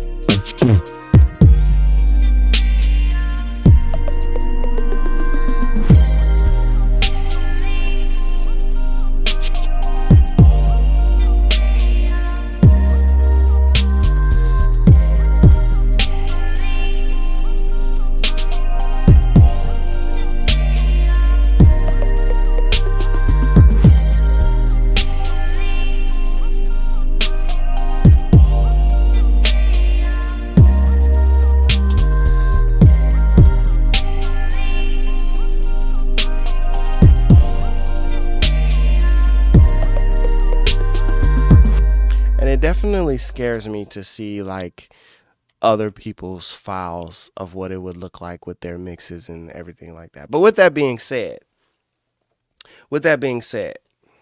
we have, in my thoughts and in my opinions, um, in my thoughts and my opinions, this is the route that I would go at if I was like trying to prepare the file. And if I'm trying to prepare the file for someone to hear it, this is like the route that I would take, right? Because the idea of this video, the idea of this is for you to go start to finish, making the beat, mixing the beat, preparing the beat for publishing. So there's lots of different strategies that you can do in order for you to prepare your beat and, you know, mix it, master it, get it where you want. But essentially you want it to sound leveled, and you want it to, you know, you want your bass to sound good. You want your high elements to be crisp. You want to eliminate as much mud and muddiness that you can. And I feel like that is what we have done. That's what we have done with this track. So with that being said, I want to go to the next step of this video, which is, you know, preparing it to be published. So let's turn the lights back on, shall we? Computer, turn the lights on.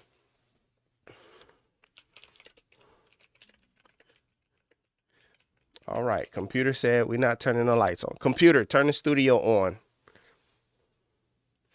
All right, so now that we're back,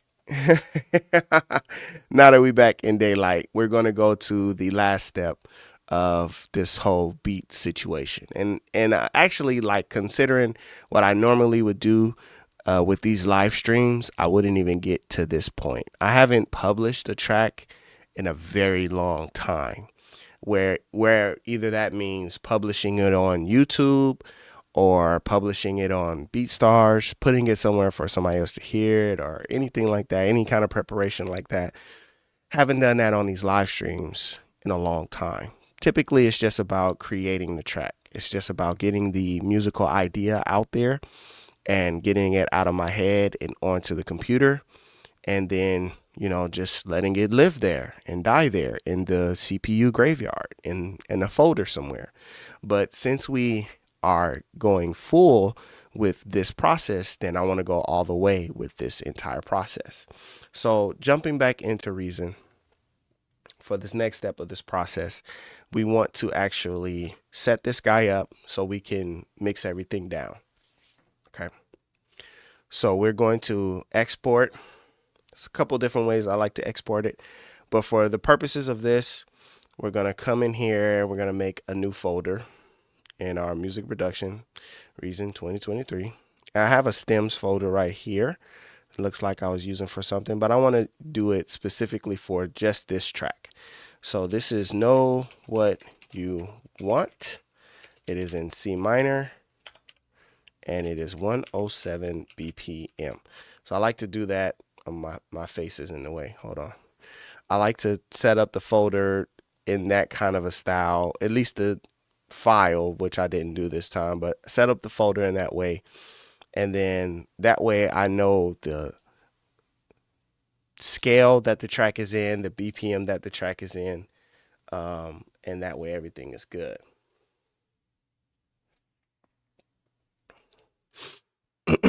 So I'm just going to make sure I just rename this again. So it's C minor, 107 BPM. And we're going to save it as a WAV file. We're going to hit save. And we are going to set our bit depth to 16, sample rate 44. There's different reasons for you to use different sample rates. This is just a standard sample rate. Sometimes when I'm doing loop, if I'm doing loop, like loop packs, I'll set this to 48 and 24. But in the case of this track, we're going to leave it at 44.1 at 16. We're just going to hit OK. And now you can hear some of that digital noise, but we're just going to get rid of that. And this is going to be our first export.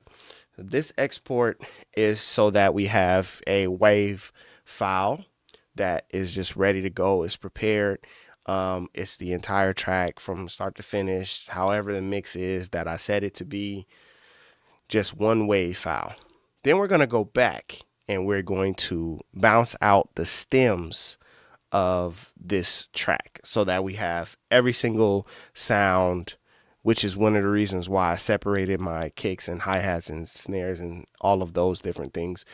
Separate them all, as well as the reverb tracks, the send effects, bounce them as their own wave files. And that way, if somebody decides that they don't just want to purchase an MP3, but they want to purchase the wave stems as well, then they will have the waves as well. And that just allows you to be able to sell a wide range of the beat. So some people will only purchase the MP3. Some people want MP3 wave. Some people want wave. And the serious folks, the folks that's actually thinking about creating and recording a song, they are going to want the stems because they might want to do a mix of their own. And they might want to change something or whatever. So in beat leasing, you give them that availability. You just say, hey, you got to pay a little bit more.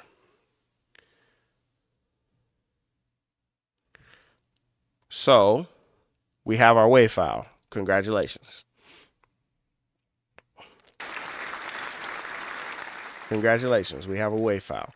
Now we're going to go into file, and then we're going to hit bounce mixer channels. So get out of here. We're going to go into file, bounce mixer channels. So when we go to bounce mixer channels, we're going to check all mixer channels, and I'm not going to do it this time, but some of these things are named how I want them to be named. Some of them are not, like ID8, that should just say percussion. But for the most part, I'll just go in and do this because we already know that they'll be able to hear each individual sound. So it would be better if they were named better, more properly, like Canadian lead. You know, what is that? It's like better to just do like soft lead, so they know like, oh, this is that soft lead that we hear in this part of the track or whatever. But with this being said, we're just gonna go ahead and check these guys all off. We don't need the master section because we already have a wave file. So we're just going to be bouncing these different tracks. We're also not gonna bounce the bus 1 because we don't need bus 1. We just need all of the tracks. So now that we have that all set up, we want to leave it with none, the signal. We don't want any of the changes that we did to it. This is just the raw files. We don't want to normalize it either. We just want to leave it as the raw files. We'll just leave these settings just like this, and we will hit OK. So we're going to select the folder that we had created earlier with the name of the track in it, and we're going to hit OK, and it's going to make a folder inside of there after it does the bouncing that it's going to do right there. So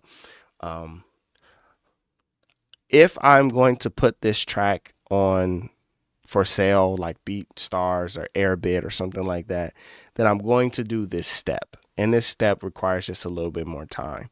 But I feel like this step is important because it's just a seller's point.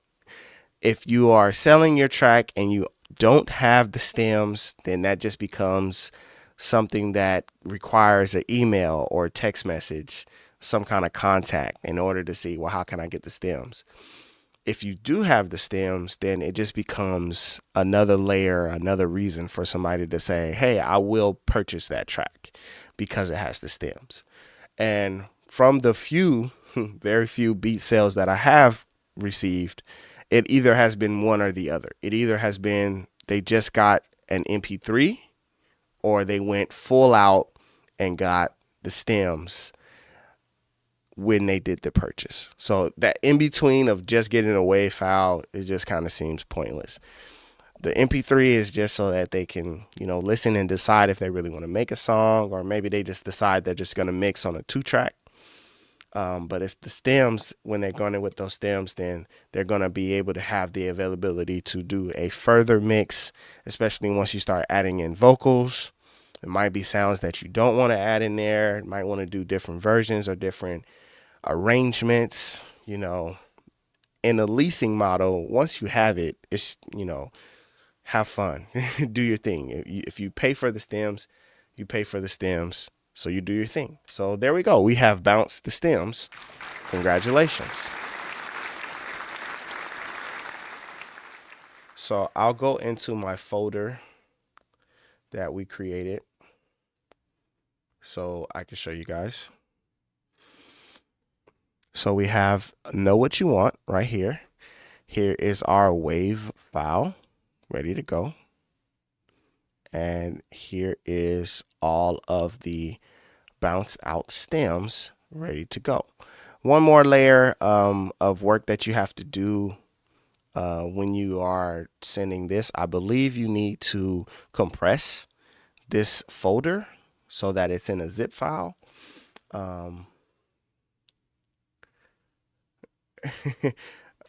We got a lot of sayings in our chat today. In our chat, we got a lot of different sayings. You guys are having a lot of fun. So get organized or get scrambler.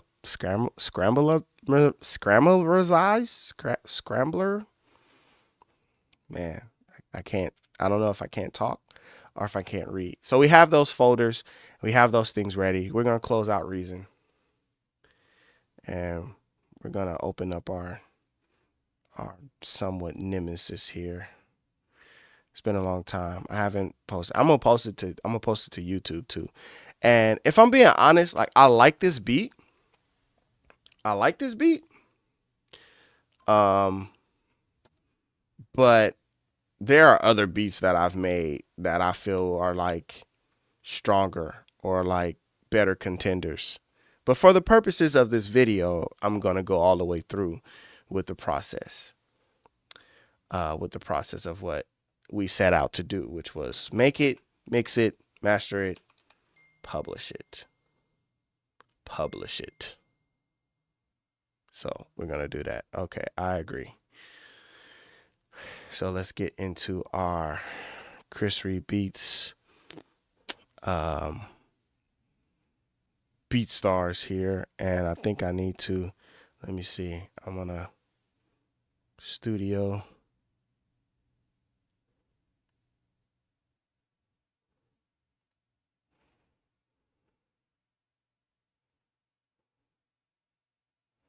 Let me see.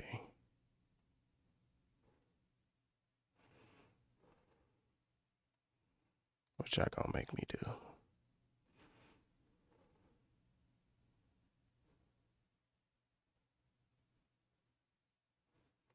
I don't even remember that. I need to check my PayPal. I might have a beat cell in there. My little subscription. Gotta fix this. Let's put some music on real quick. I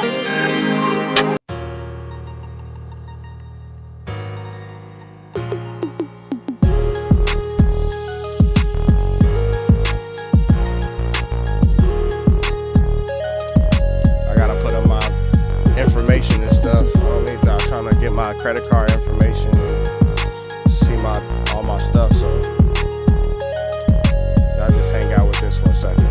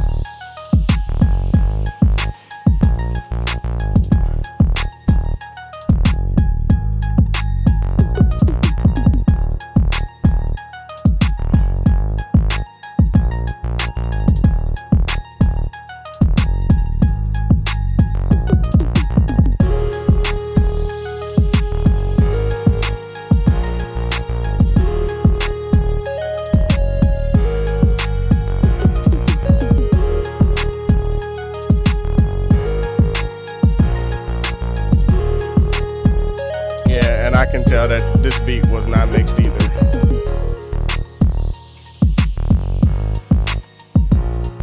This was like that style of mix, like I told you, where it's like, oh, I just want somebody to be able to hear this.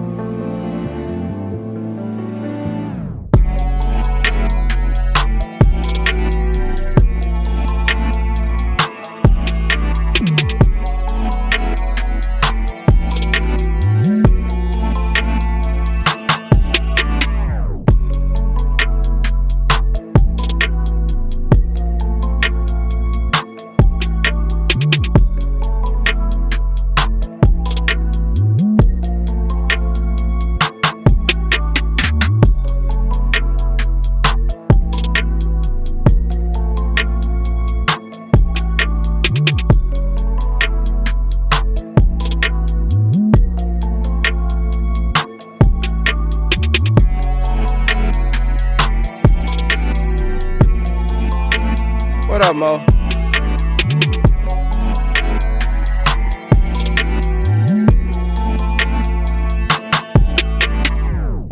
I need y'all to send out my information. Alright, let's go to add this beat. Let's add this beat. Let's go and add this beat. Let's add this beat. Let's go and add. I ain't been on this BeatStars in a long time. Alright, so we're on BeatStars. Up, it's ready to go.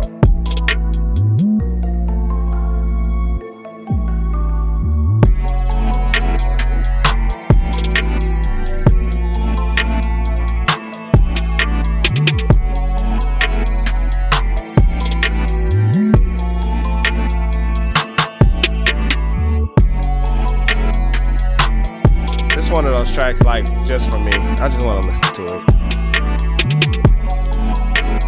Turn this guy down.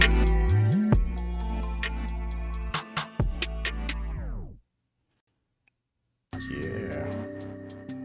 All right, cool. So that being said, let's get into this. All right, so we're on BeatStars and we have set up our create page. Went through and did all the stuff I needed to do. Had to fix all my billing, subscription, whatever. So let's go in and add this track. I might even just add this track, unmixed and all, like just however it is, because this right here, okay,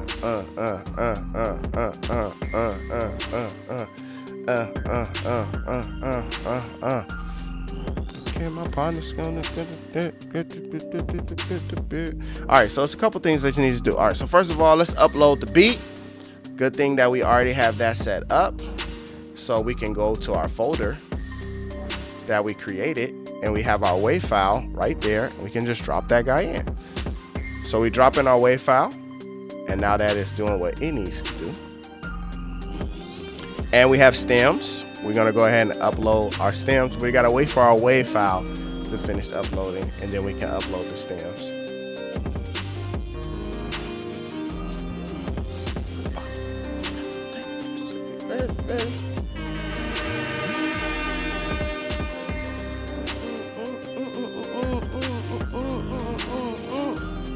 I like this track. I remember I made this track on stream. Oh, it's loud. So loud.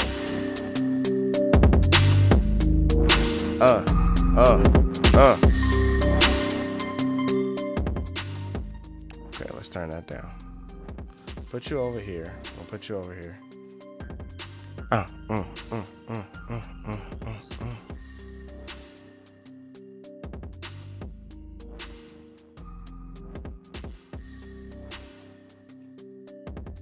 All right, so WAV is uploaded. So now we're gonna go ahead and drop in our zipped folder with the stems. I'm gonna drop that guy in there. It did need to be zipped, so I'm glad we did that. Had that prepared. So we're dropping those zips files.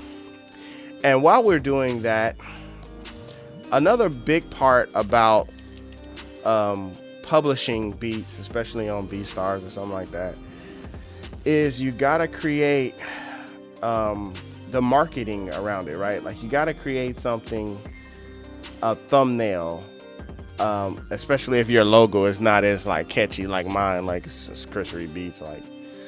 So you gotta have like a thumbnail or some sort that is catchy, you know. It could just be a picture of a person face. It could be an artist. It could be something that you whip up in Canva or Photoshop that's like, oh look, it's like, you know, with a title on it, with something on it. A lot of the times I look, sometimes I just see an artist. So I wanna go back to that track. I'm gonna add that track into our WAV player. Play this guy real quick. And I just have to ask the question, like, who do you guys hear on this track? So I can think of who we can market this to.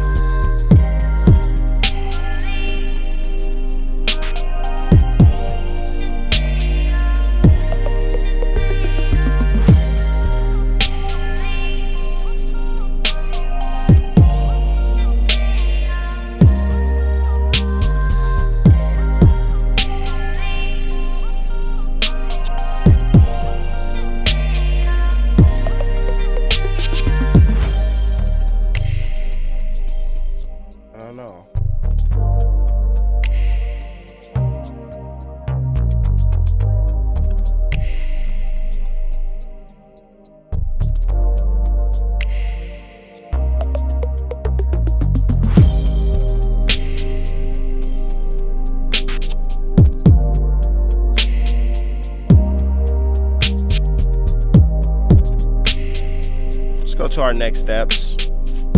So we know what the track is called. It's Know What You Want to Be.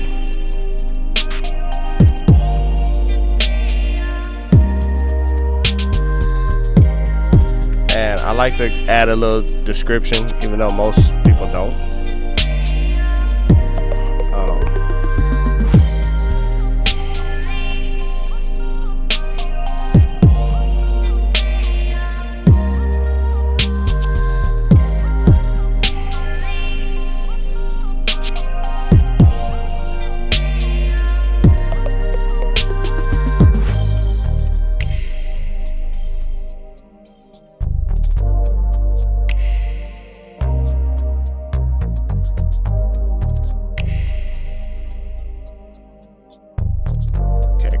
Set it to public.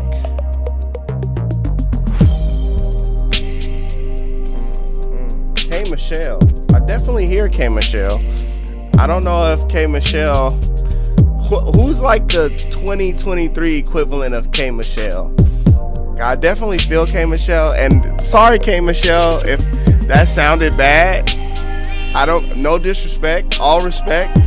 You know what I'm saying? Peace and love to you and your family. But I'm just saying, like, there was like a time period that like K Michelle was like the go-to, and I just kind of feel like, respectfully, right now, I don't know if K Michelle is the first name that come to mind. These are not comparisons, but what I'm saying is like you think of like Sexy Red, even Doja Cat, Sexy Red, Doja Cat. This is what I mean by like 2023, like modern, like Ice Spice. Those are not the genres I'm thinking about. I'm just saying, like, who is that? Who is that? Ari Lennox? Maybe Ari? Maybe Ari Lennox?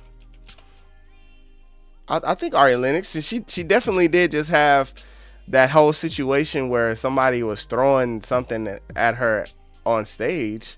So, you know, the search engines will definitely be picking up Ari Lennox if we put this beat, Ari Lennox type beat. And I think it is an Ari Lennox type beat. I think it fits Ari Lennox type beat vibes. Let's go Ari Lennox, y'all. And then I gotta get my wife to tell me. I gotta ask her, like, hey, do you, because she loves Ari Lennox. So then I ask her, I say, hey, does this sound like something Ari Lennox would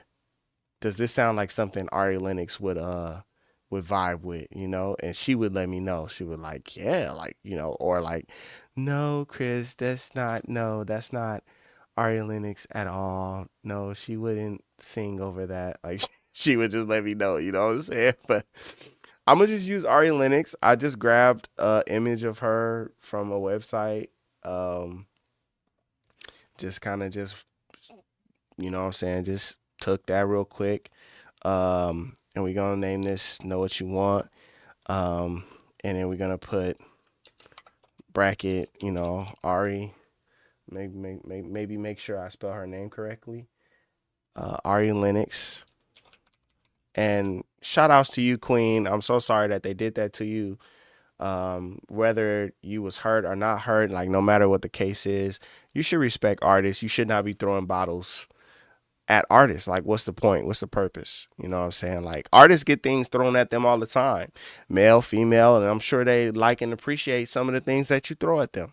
But water bottles, like, really what they doing is they reaching for somebody to hurt them, and then for them to, you know what I'm saying, sue them. You know what I'm saying? Queen Naija. I gotta listen to some Queen Naija. I feel like that's a name that I definitely would possibly produce for. Summer Walker all day. Summer Walker, that's definitely somebody that, you know, is on my wish list. All I want for Christmas is you to sing over one of my beats, but not this track. I don't know if this is Summer Walker vibes just quite. I feel like Ari Lennox. I feel like Ari Lennox is a good choice, right? Ari Lennox type beat. All right, so we got Ari Lennox type beat.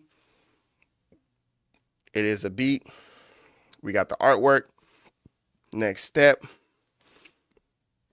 we're going to add in some moods. Soulful. You know what I'm saying? Is emotional in here? Depressed? No. Some of these words you should just kind of stay away from too. Like, it seemed like that's what you should put, but you shouldn't put that. It's all about tackling the algorithm. It's all about like the marketing part of this. The marketing is even more than the beats. You got to get somebody to want to click on the beat and like want it. You know what I'm saying? So we'll do like flirty, romantic, not sad, even though it does have a sad feeling to me. Not neutral, loved for sure. See, like lonely versus sad, like lonely I can gig with. That sounds like, you know what I'm saying, that sounds like the gig to go to. And I don't even think any of this matters in terms of like instruments, but it's just like one of those things, like, we're here, let's just go ahead and, you know, add in some of the stuff that we put into the track, but pretty much just piano. I don't even think they have Rhodes as an option. Yes, just put piano. It's got a little piano in there. And for the related video, we actually could add the link for this video, and we can add that in there. If anybody decides to click that link, they'll see me cooking up the beat, right? You know what I'm saying? He said lonely. No, it don't feel lonely. Not lonely.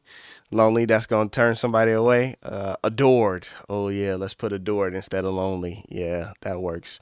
That works for me, right? So same thing for tags. You want to put the thing that is going to like draw people's attention, you know, kind of type thing, right? Like Ari Linux. I'll even put free up in here because I'll add where you can get like a free download if you want it. Mega romantic. I'm going to put mega romantic. All right. I'm going to put that in there. Genre is R&B. Let me see what they got. Pop R&B, soulful R&B. So just straight R&B. Let's just do that. Oh, we can add 3 genres. Let's do R&B. It's not trappy, so I don't want to put trap. We'll put hip hop. And he said, remove free, nothing is free. I'm telling you, listen, it is a marketing thing. It's marketing.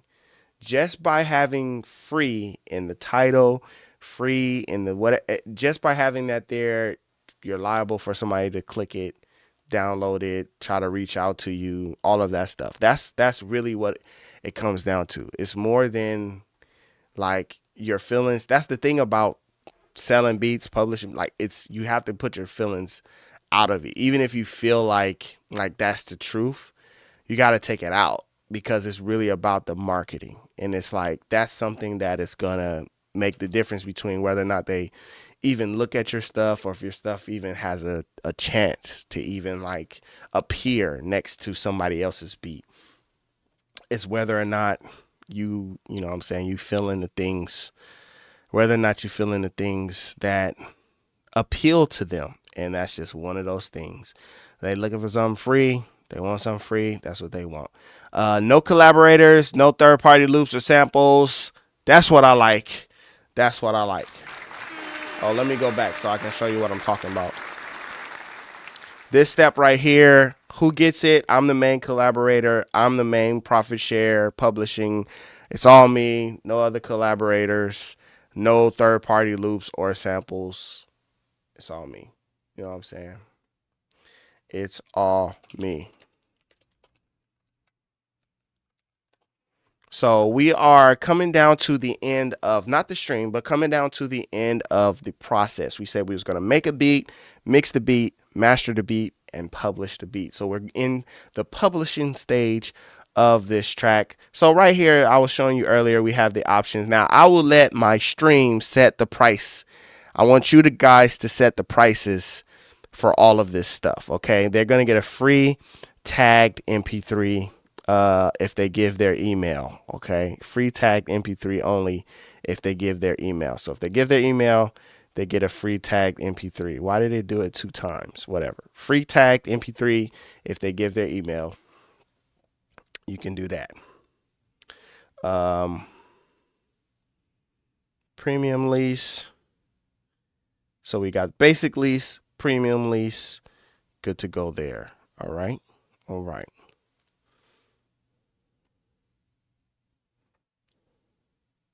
Let me see. You guys tell me a price.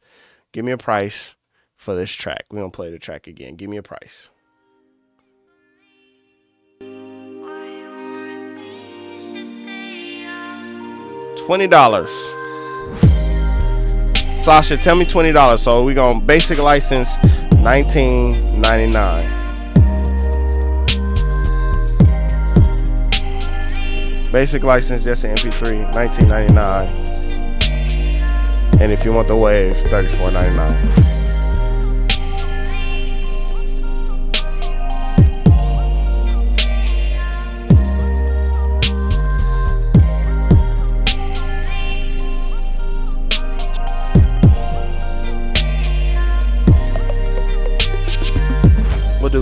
$29.99. $10 if you want the wave. $20 if you want the basic. There we go. Here's our review.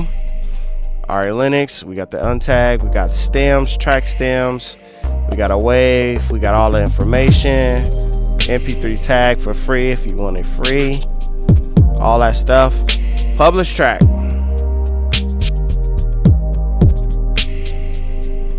All right, let's share it. Let's make sure to share it. I just posted a Ari Linux type beat.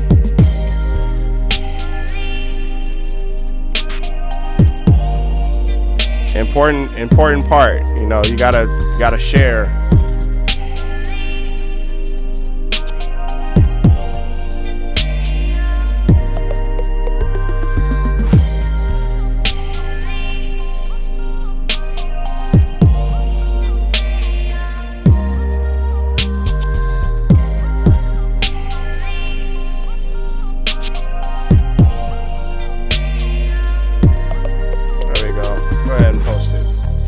Post to the Facebook, post to Twitter. Trust me, B Haas, I agree with you. I understand what you're saying.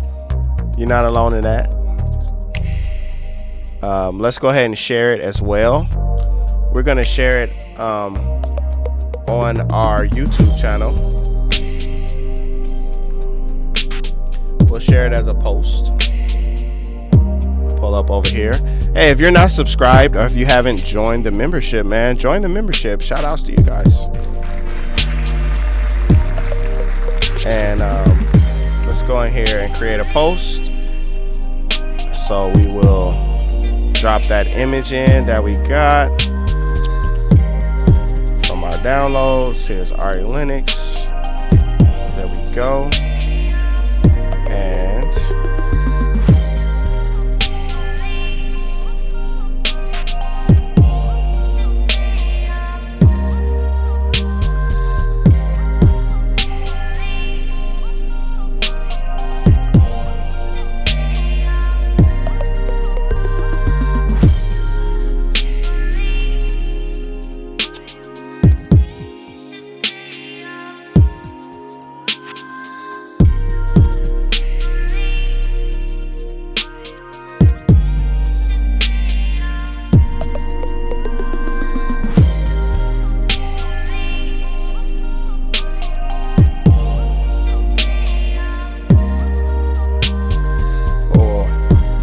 post.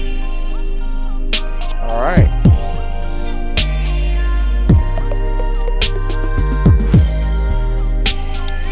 Negotiable prices are only for exclusive rights. Only for exclusive rights can you do that.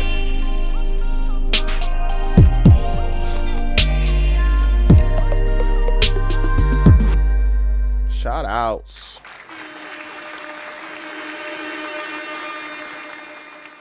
All right, so with publishing, right, comes all of those things. It's not just publishing it in the sense of, oh, I put it on my BeatStars page, but it's like you got to actually share it. You got to create promotion around it. You got to market it. You got to do all of those things with your beat. So if you can make the beat and you can mix the beat and you can master the beat and you can publish the beat, then you got to market the beat as well. And I think that's what we should change this to. It should just be the M's. Make, mix, master, market. How to market and sell your beats in 2024. That is exactly what it is.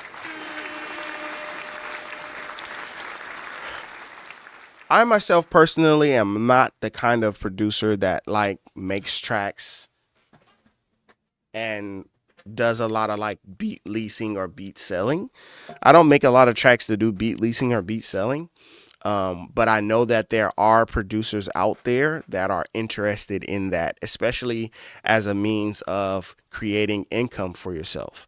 And the idea about it is like the marketplace is out there. It's definitely there. There are definitely artists, producers, and singers, rappers, songwriters even. Like I think I definitely sold at least one track to just a songwriter that was like, I like it and I want to be able to listen to it and, you know, like get somebody else to come in and lay down a not like a cover, but like, you know, they lay down their version of it and then they can shop that to another artist, right? So like the whole process can be marketed to anybody that is in the line of making music. If you're in the line of making music, selling your beats can be marketed to anybody in that bracket. So a producer, a beat maker, an engineer, a songwriter, a artist, male, female, rap, vocalist, whatever it is, somebody could be interested in your track.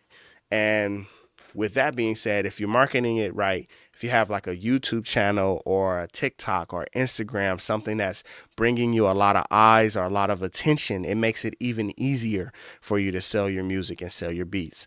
These beat leases that come from these websites, you put your beat up to sale, like I have it up right now, $19.99. Imagine, 100 people buy that track. The idea of having like a hit single kind of fades the more you sell, but your income increases the more you sell.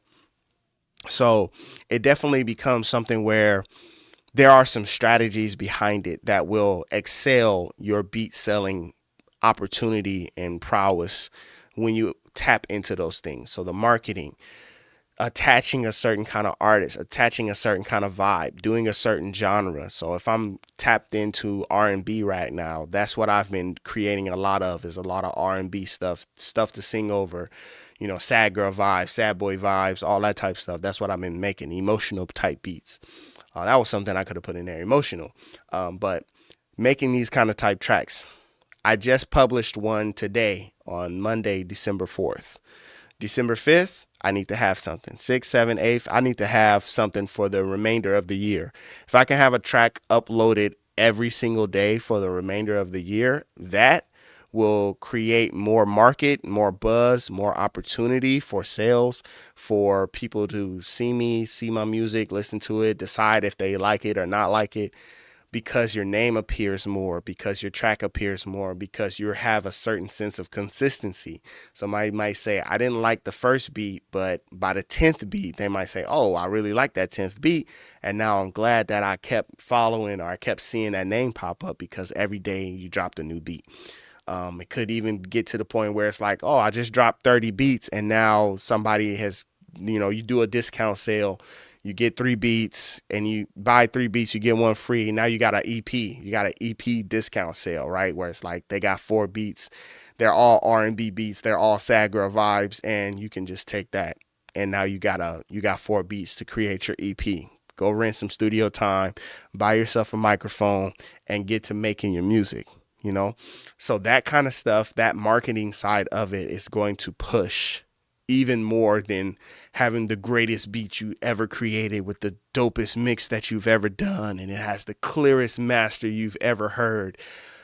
Marketing that beat and your beats and marketing yourself as a music producer is going to stretch you way further than that one, colossal beat. That's not to say that that's not something as well, because plenty of times you just get that one that just has that feeling, that vibe, and it just starts to grow and spread like wildflower. And like you post it up on YouTube, and all of a sudden a bunch of people are sharing it, and a bunch of people are liking it, and they're listening to it, and things just take off from that. That is something that obviously can happen. And you can push it more with your own with your own things that you do with your content, your Instagram reels, your YouTube shorts, your TikToks. All of that stuff goes into the marketing of yourself as a music producer and into the beats that you are marketing. So that's my little spiel about it. And then just to keep it real, when you are doing beat seller websites like this, if they offer any sort of subscription or advertisement that you can pay for, you better believe that if somebody else is using it, if they're paying for ads and putting up ad dollars and you're not, then that just puts you further down the list. So if somebody else is putting up ads, and that could be the thing that gets you a play and gets you a buy, gets you a purchase, then it might just be the case that I spend $100 on advertisements on this website or on my own advertisements through Google ads or, YouTube ads or whatever way that you go about doing it, you spend that money and then you can make that money back. But if you never spend the money, then like I said, it just pushes you further and further down the list. It's crazy how that's like just where we are with it now.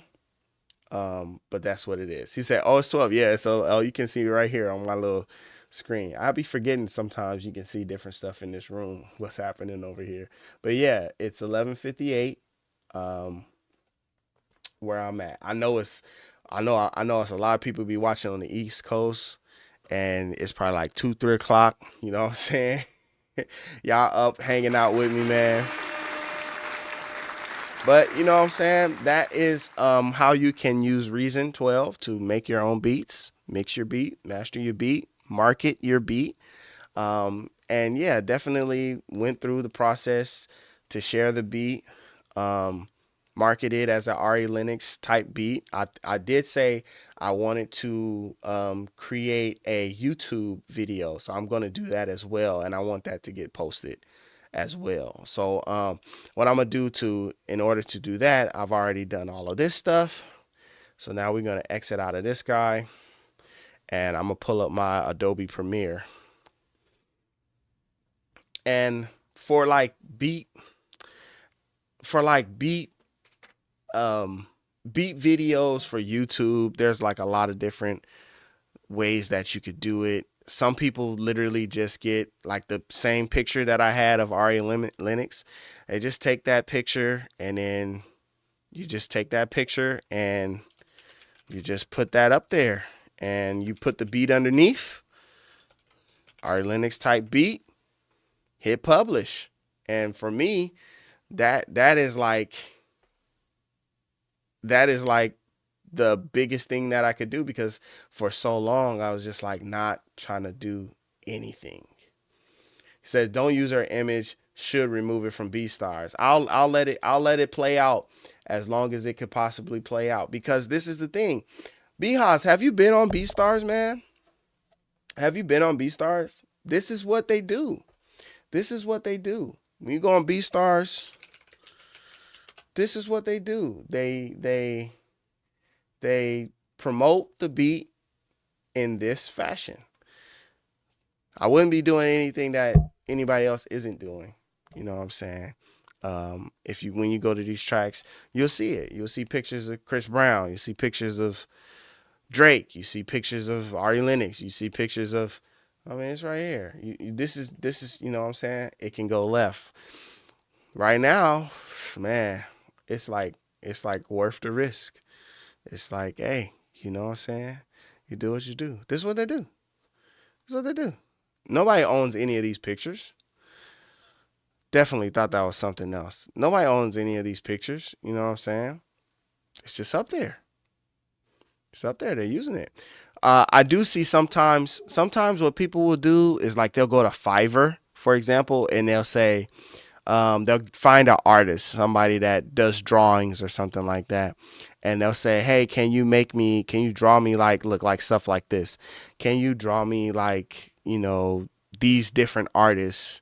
So that way you got the different artists, but it's in the style of a drawing, right? So it's like, oh, it's not their picture, but it is their image. And it's just part of the marketing. You can also do stuff like this. That caught my attention. You know what I'm saying? This little Fuego, I got the style of the beat already. I can kind of hear it. I probably will play it and it'll probably sound totally different. But just this with the palm trees, with the villa, you know what I'm saying? I hear it. It sounds like Scarface. It sounds like, you know what I'm saying, some Rick Ross type stuff. But I get it, you know what I'm saying? So there's different things that you can do to market it, but that's the first thing I thought of. Boom, Ari Lennox type beat. We're just going to throw a picture up there, and you never know. What I'm literally looking for right now is to see if anybody else has used Ari Lennox at all. But this is what they do, man, on BeatStars. But I'll do something different for my YouTube video. I feel encouraged by you to, you know what I'm saying, play it safe. So I'm gonna do that. So I'm gonna set up my Adobe Premiere right now. I like this, guys. This is kind of like, this is like the full process. Like this is stuff that I do. You know what I'm saying? Like this is stuff I do when I make beats. Like this is the secondary part to the process of making beats. You know, it's like, okay, you make the beat and you just let it live on your computer, or you go through and you do some other stuff, you know, like you set everything up. So anyway, this is Adobe Premiere. This is what I use for my video stuff. Normally would not be on one screen. I normally use both my screens, but because I'm live streaming, I have to set it up like this. Okay. So what I'm going to do is I'm going to get that WAV file, drop it into Adobe Premiere, and let's see. I had some stuff. I'm gonna use a color mat. Let's pick a color. Let's pick like this very like dark, moody purple right here. And we'll just make a new sequence with it. And I'll literally just take my text box right here and know what you want. Okay. Canva works really well as well, but we'll do this guy right here. Know what you want is the title of the track. Put that guy to the middle. Stretch this guy out. Let's put bold condensed. Know what you want. Ari Linux type beat. And then what I'm gonna do is I'm gonna find some of my little like assets and stuff like that in order to create like something where it's not just this purple background or whatever, and do some. Actually, I have something else that I like to use. I'll show that too. Since we're already here in Premiere, I'll show it, but I'm gonna show you something else as well. I'm gonna show you something else. So we'll finish doing what I was just doing. Let me go into my folder for my video editing stuff. This PC will come up here, and I usually have like some different stuff. Let me see. Maybe in here.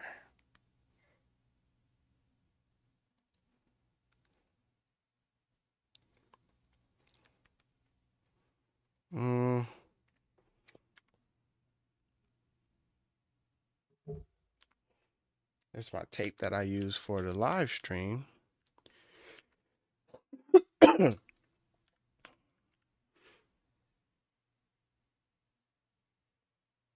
Oh, here's something. Here's lines. Okay, cool. Give me those. I just drop these elements in.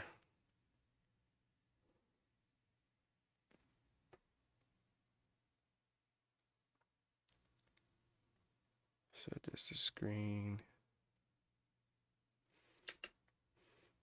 Okay, so now we got some little glitchy stuff happening. Could do that. Usually I have like some snow or something.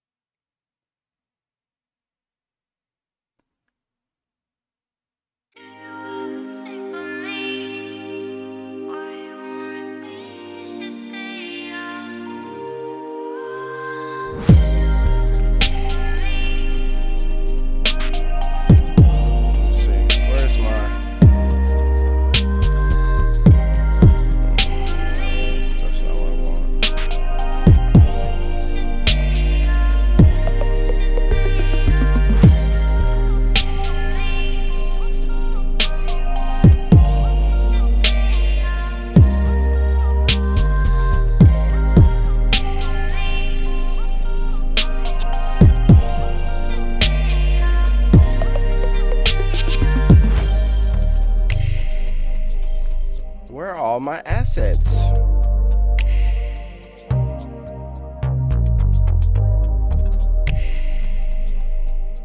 None of that.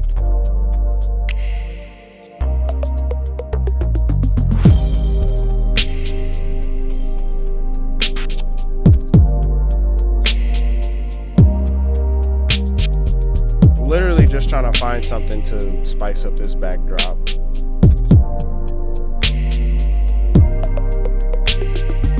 Man and wifey hanging at the... Oh, I could use Pexels. Pexels is a good resource.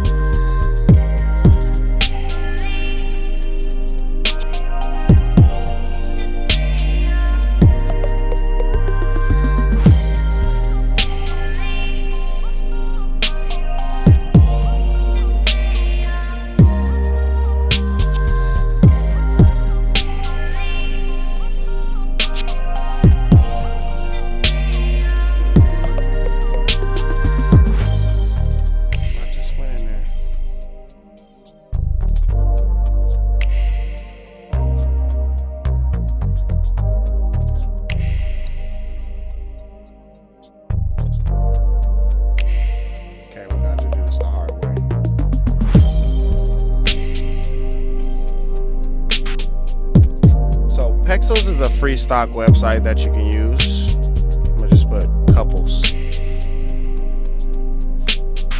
Could do video. Could do videos. And do couples.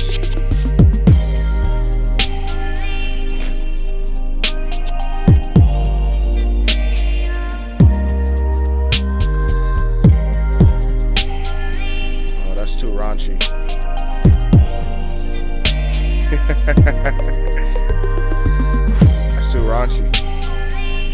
No offense, but man, it's never any black people on these websites. What's up with that?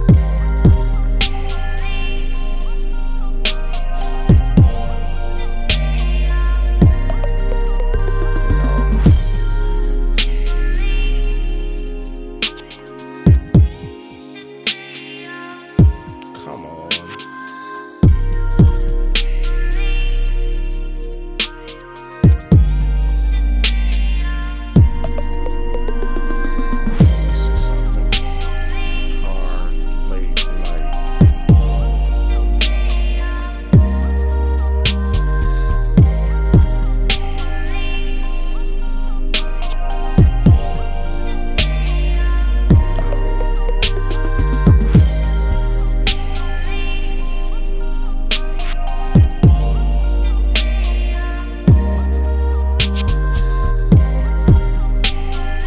They look like they are going through it. Look, you know what this scene is? This is the scene. I'm gonna set the scene for y'all right now. This is the scene. Babe, are you hungry? Yeah, I'm hungry, babe. All right, cool. What do you want to eat? Oh, I don't know. Okay, well, I'm gonna go to DoorDash right now. Okay, I'm gonna start cycling through some different places. Okay, all right. Taco Bell? No. Del Taco? No.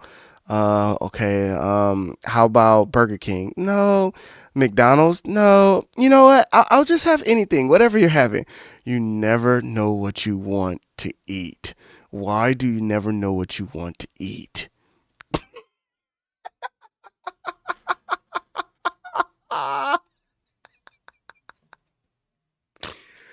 Oh man, I'm telling you, I know that was the conversation. I know it. I know that was the conversation. I know that's the exact conversation that led to that whole intense little moment right there. It was so sad. It looked so sad. It was, oh man. It's so sad. It's so sad. It's so sad. It's so sad. Um, but even if I just did like a couple videos, I like these little like blurred out images, streets with the little bokeh. Ooh, this one got like a little rain feel to it. Ooh, let's stack that. Let's snag that, and then let's copy him so we can make sure to tag him later when we go to use, because we're gonna use this video. Okay, cool. So let's add that guy in there real quick. And Pexels, there we go. Cool. All right, throw this Pexels in there. Throw the lines above. You know what I'm saying? All right, cool. And we don't need this audio. You know what I'm saying? And we're just gonna drag this guy out. We'll repeat this a couple of times. Wait. Delete and then repeat. Okay. And then R needs to be up here.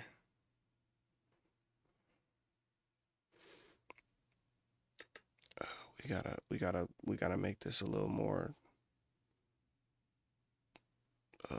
appealing, I guess would be the word.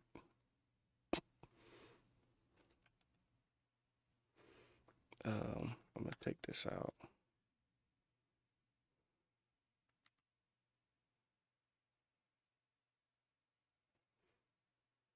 I haven't done this in so long. I hate this. Man, I have some stuff, but man, listen, do you want to do it? You want to do it right, quick, or fast, easy? Like, you know what I'm saying? Like, you know what I mean? It's like, man, we gotta get in and get out. This process right here is already taking way longer than I wanted it to. Way longer. This is already like eating into this video right here. It's way longer than I wanted it to be.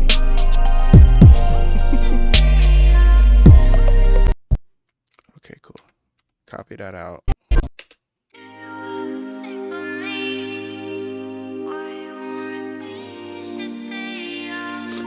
Okay, let's change this. I'm gonna change this. I'm gonna make this smaller and make sure that this is in the middle. Right there is the middle.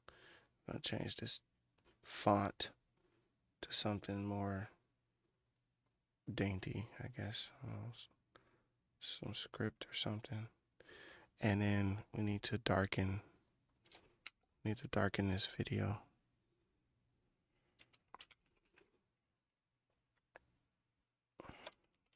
Do you ever think of me?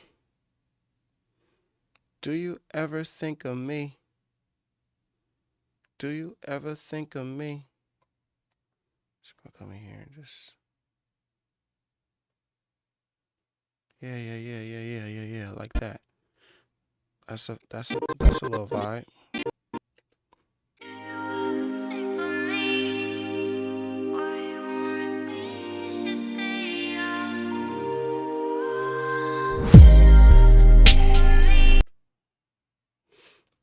Cool. And yeah, I don't like these little lines no more. Let me see. Let's go back into our little library. I did it one time for one of my beats. I put up like some of these old footage that I got up in here. Like I got a bunch of little different footages and stuff. But we're not doing that this time.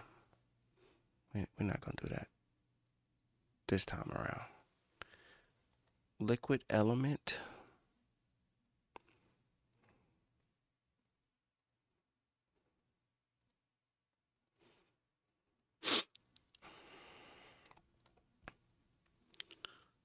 So many different things.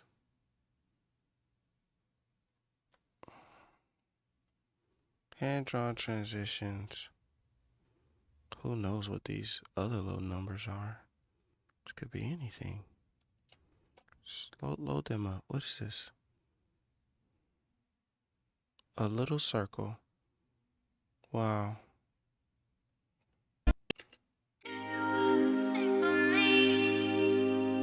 Somehow it works.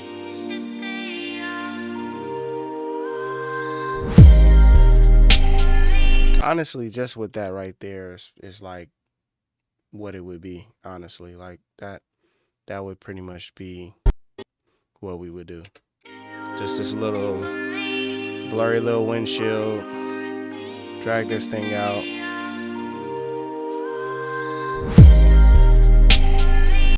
Maybe even make this slower. Drag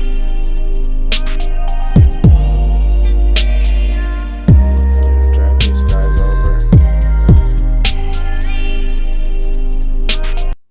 this.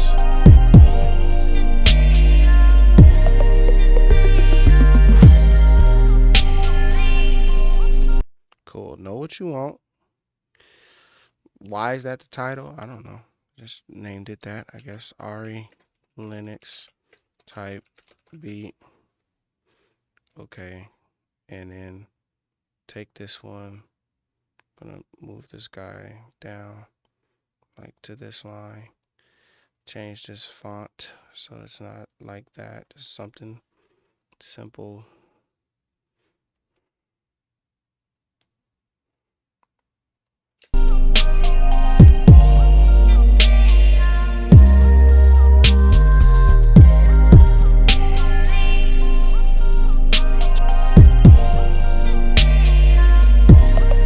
Yeah, but now this is too slow, so we're gonna put this back to 100%, and then we'll just copy it over and just paste it.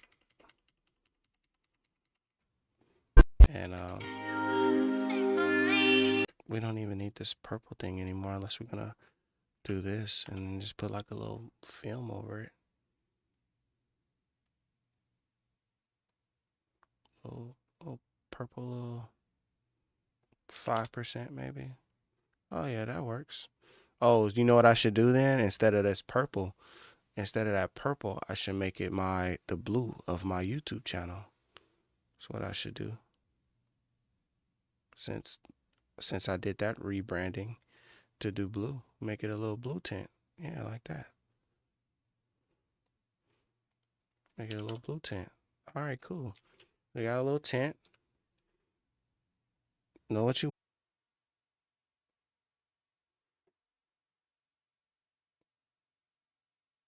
Yo, my live stream was like, you will not be trying to create this video and live stream at the same time, buddy. What do you think you're doing?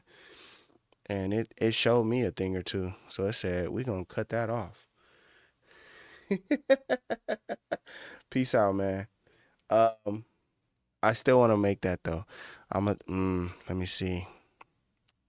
I'm going to try it. I'm going to try it one more time because I want to actually publish it tonight. I want to get it published. I want to get it done and published tonight. It was like my graphics card was like, nah, we ain't finna be doing all this graphic work. We ain't finna be doing all this graphic work and trying to live stream. What's wrong with you? Okay, cool. Export. There we go. All right, so we just gotta export it. Should be good to go.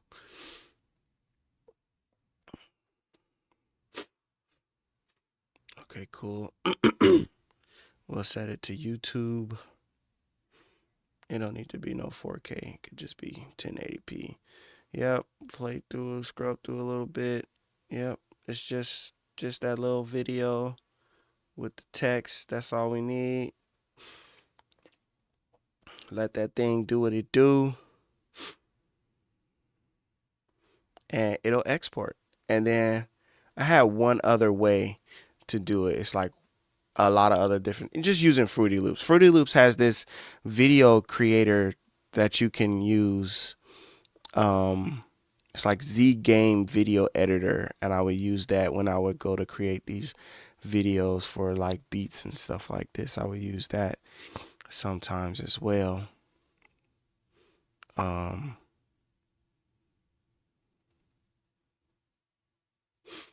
Let's see. What else we got up in here to play? Let's play something else. While this guy is doing this thing, it's exporting. Let me see. Let's play some beats. Oh, it's gonna export pretty fast.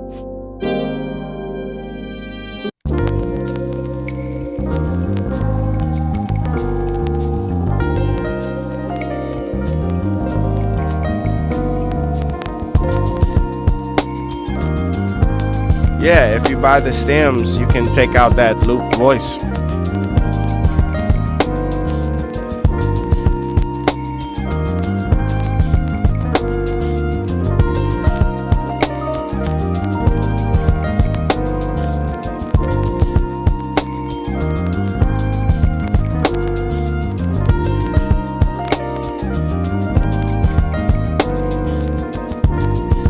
Alright, so this guy's ready to go.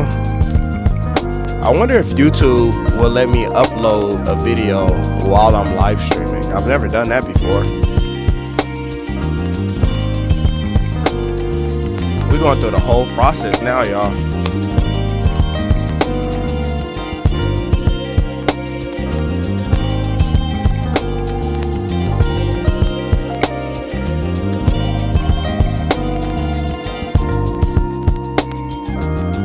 Wow, look what it got named.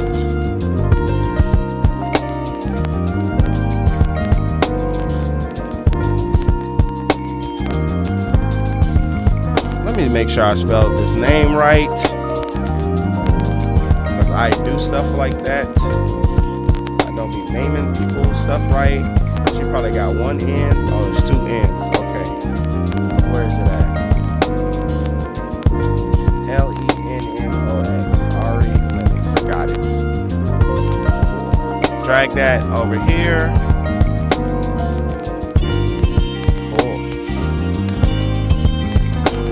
It is uploading.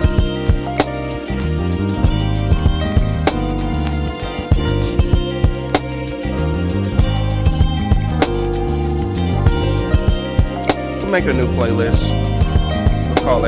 We're gonna call it 2024 beats. Okay. Beats for sale. Okay, cool. Get done. So now that's in there. It's gonna create the thumbnail and it will upload monetization. Let's turn it off. Let's turn it on. I don't know if anybody has ever done monetization on beat videos. Let's not do that. All of that is okay. Gonna hit it for public.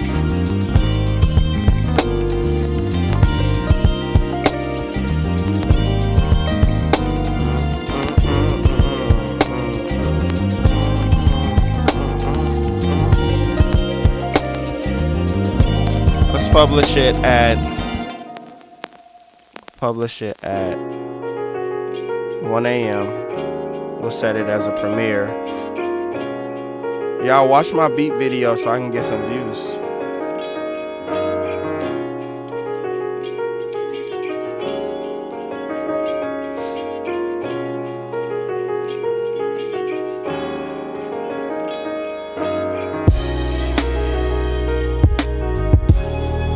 So when this guy goes off, that guy will come on.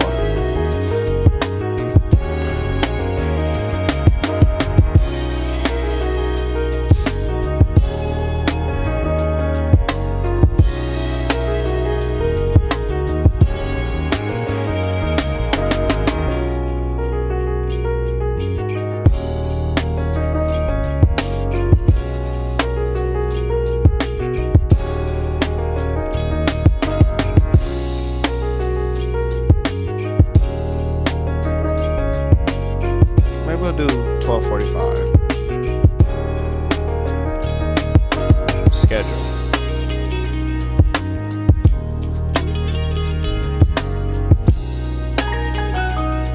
All right.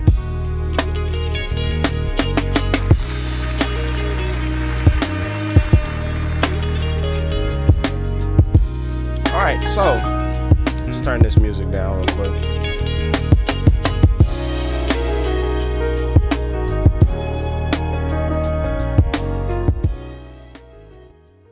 All right, so that would be pretty much the full process to doing that. That would be the full process to make a beat, mix a beat, master the beat, market the beat. So we have published it to BeatStars. We've also published a beat video that's gonna go up on YouTube when this live ends. It'll just premiere. It'll just redirect you guys over there to that. We'll wait for it to finish uploading and then that will play. And all of that, I think, goes into the process of it. You know, I think it's definitely like even more to be done. So for example, like you got to create content around it. This is just where we are in the world today.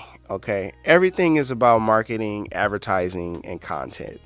So like, if we make this beat, the live stream is a part of the marketing, is a part of the advertising.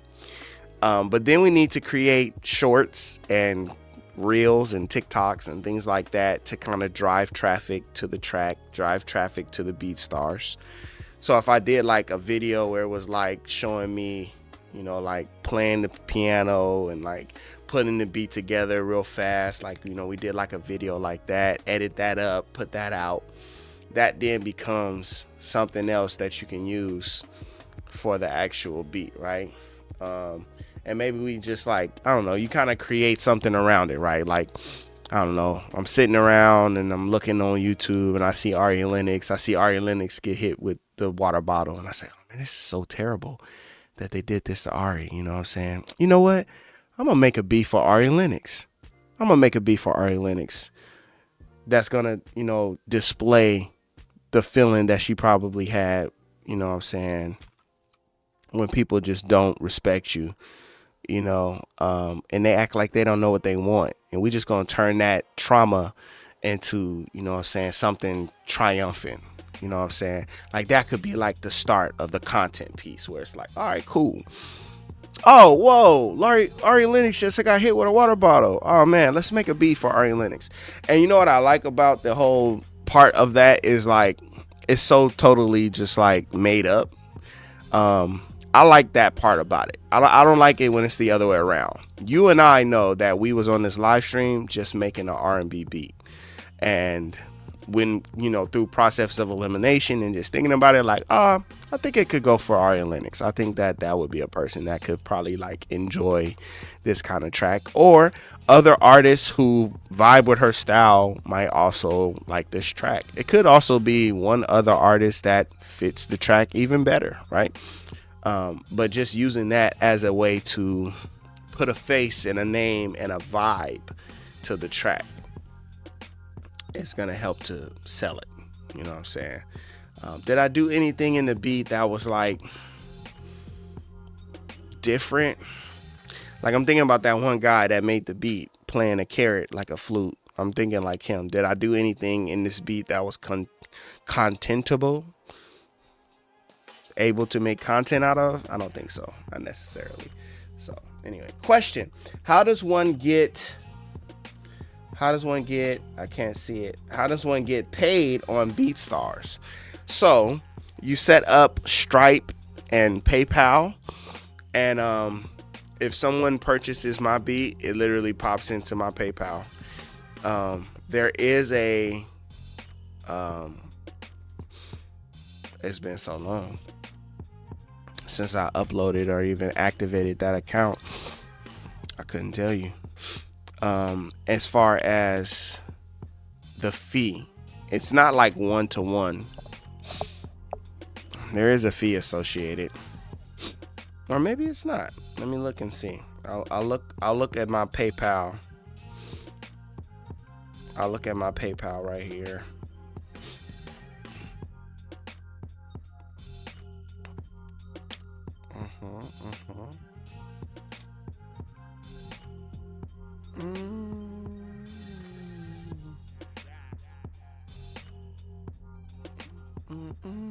Okay, so that has to be this person. Has to be this person, right? Yeah. Okay, cool. So no fee from BeatStars, but I paid a transaction fee from PayPal in order to receive the money. So I got hit with a transaction fee from PayPal. But how much ever I put for the beat to be sold for, I got that. But then when it came to PayPal, they took their fee. Same thing with this one. Yep, they got Premium Plus license, MP3 Wave, and track stems. They got the whole shebang. Somebody living in Chicago. And yeah, paid the price that I put up. PayPal just charged me the fee. So basically on BeatStars, I guess they don't. I thought that they took, you know, like a percentage, but I think you pay up front to use the website. And so I think that's their model, where it's like, oh, you already paid for your subscription or whatever to use the platform, whatever that is. Either you do the premium model or the starter pack or whatever. And so because of that, that pay is already calculated or whatever, I guess would be the situation. Let's double check on that. But short answer, Stripe, PayPal, you can get paid on there. And BeatStars is just the last place that I have used. I'm not like trying to like market them or advertise them or even suggest that you use them. There are other beat marketplaces that you can use. It's literally just the last one that I know I had and had credits for that I could sign back into and just go ahead and upload something to it. But PayPal, Stripe, that way, if you have both, then people can decide how they want to pay, how they want to pay you. Let me see if we can see. Da da da da da. Do do do do do. Boom, boom, boom.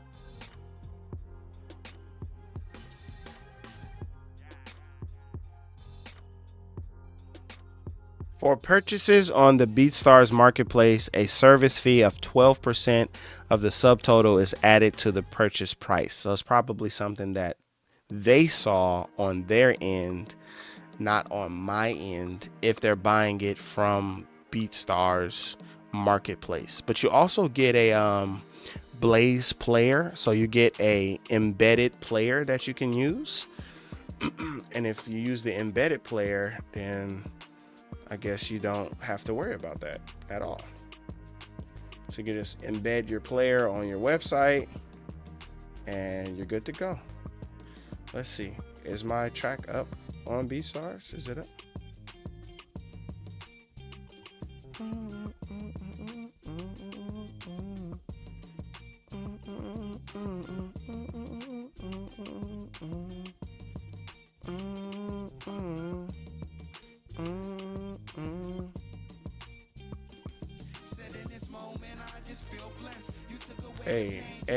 Hey, you gave me Meta World Peace like I'm all test. Play that. Meta World Peace, man, just say less. This is a flawless victory. This a flawless victory. Probably can't even hear what I'm saying. I was like recording it and I was like, it just says, it sounds like so many different words. It doesn't sound like flawless victory. Flawless victory. See, like something like this. I'm trying to put this up too. I'm trying to put this up tonight.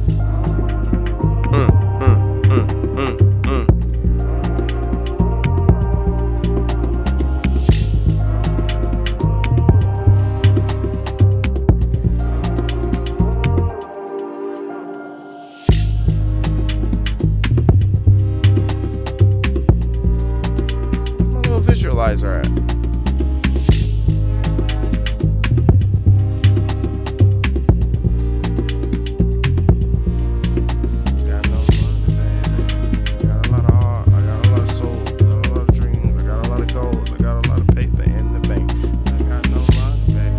right, so that is creating the video from Adobe Premiere.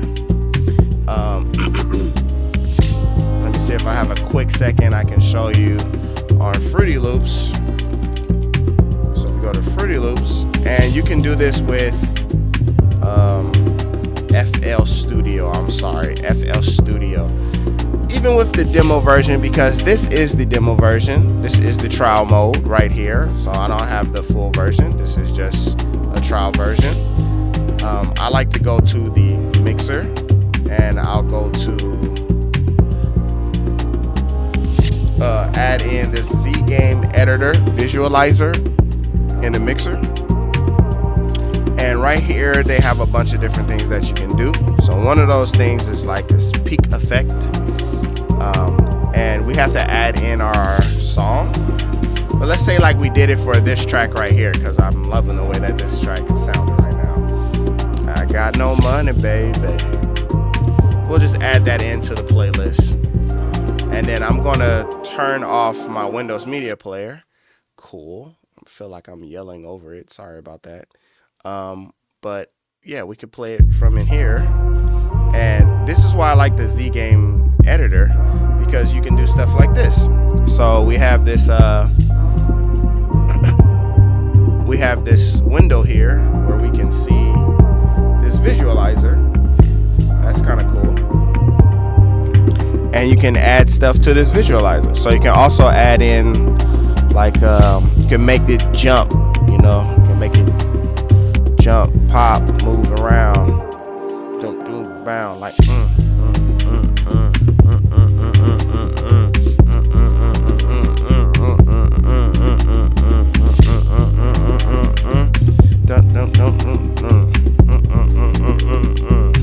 what's this thing called? It's called something.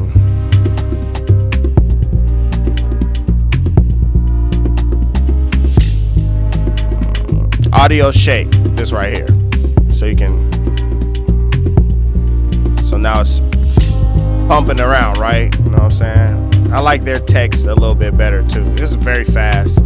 Just add this text in, add content. Let me see.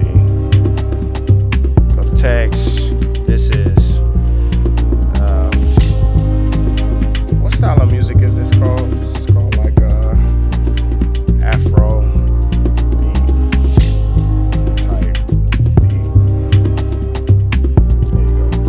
Afrobeat type beat.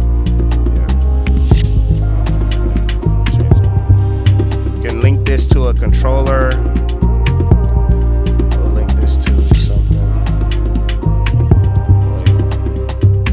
I want to link this hue to something else.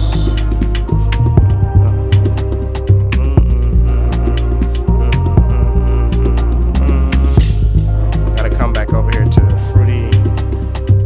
Fruity Loops. We'll come over here. We'll add in this. Where's this thing called? It's like the clip meter thing.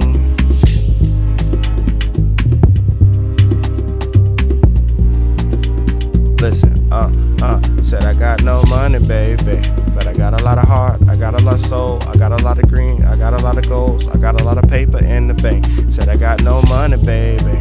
Okay, so this is what I was talking about. So you could take this Fruity Peak controller and you can link this hue to it, right? Let me see, where is it at? Okay, we're gonna link it to this guy. And now it jumps. Every time the beat jumps, it jumps. Boom, boom, boom, boom, boom. You can slow this guy down. Let me see. Turn this guy down so it's not so much. So now it just kind of flashes a little bit.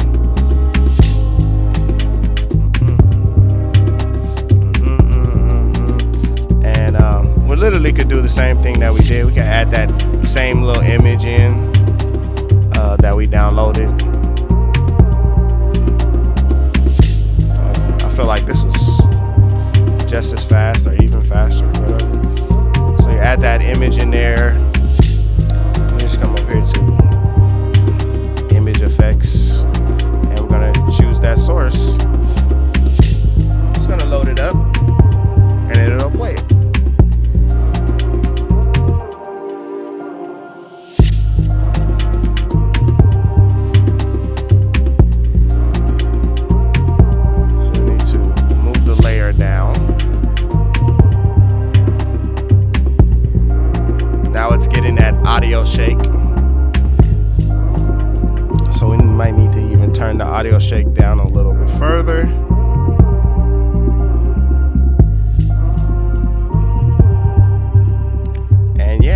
much created this in the time that it took to play that song. We created this Afrobeat type beat visualizer. And I guess you can add in some color to this guy too. You can link this thing to the same one.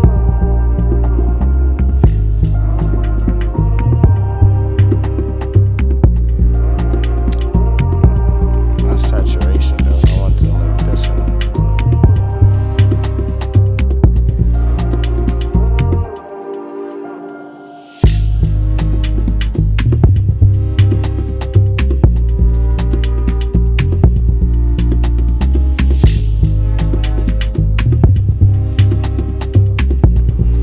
I guess it would be better if we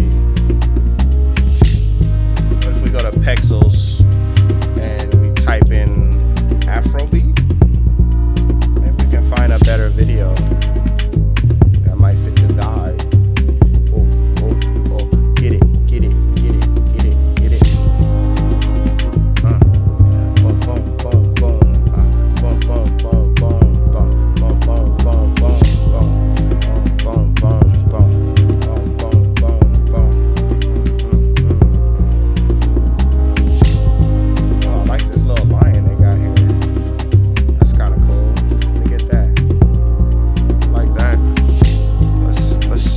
Swap this guy out.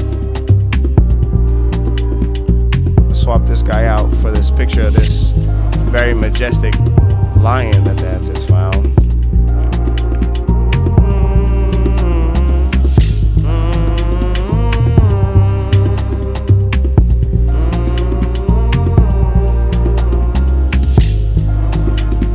And where'd that guy go?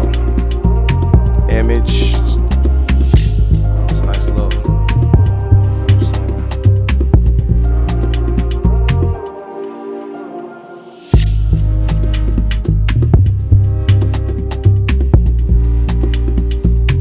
Audio shake is just so much. Just turn it down even more. Just like a little bit, yeah. Just a little bit. Not a whole lot.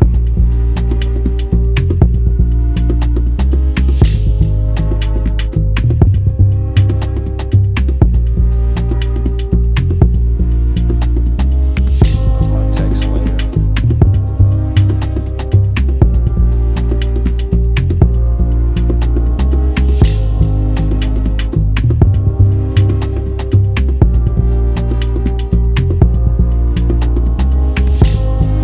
I just realized something, which is that I was supposed to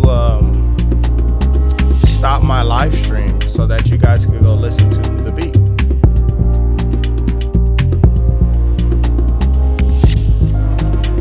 So what you could do, Jonathan, with this is you could go into your own video creator software like Canva or Adobe Premiere, and you can set up your scene, right?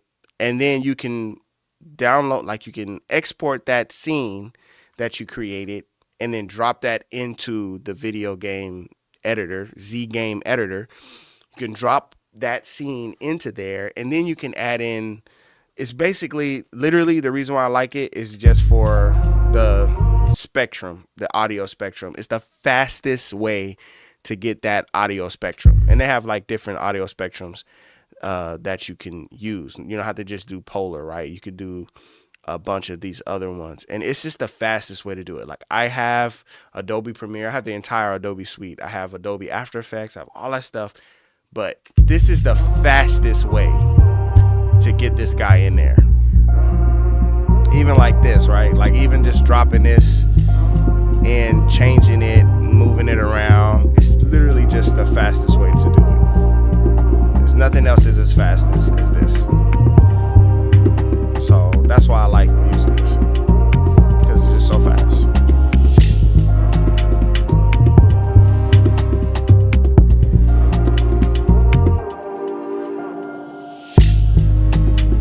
So like they have little backgrounds. They have backgrounds that you could do as well, so that you don't use these pictures. This is like a fog machine. Oh, look at that. Wow.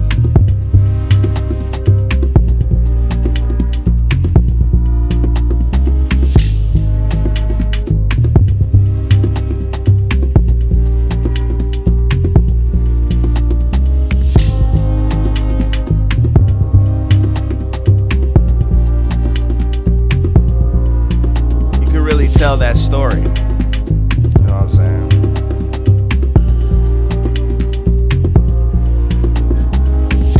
With anything that you do, the more that you put into it, the more that you know, like, get out of it. You know, so like if graphic design is not your forte, go to Fiverr, find somebody else to do something.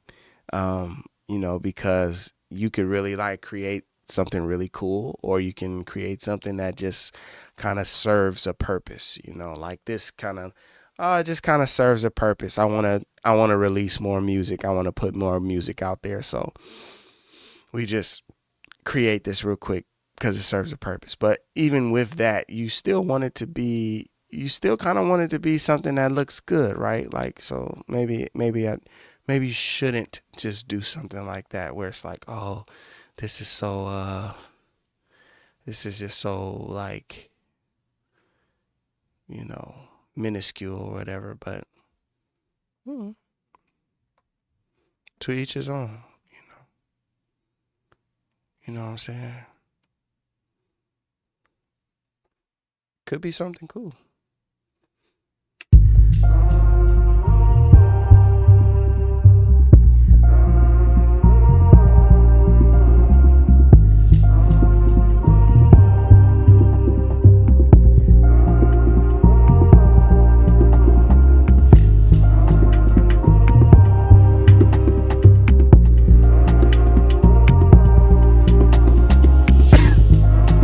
Think about all of the different things you do, you know what I'm saying?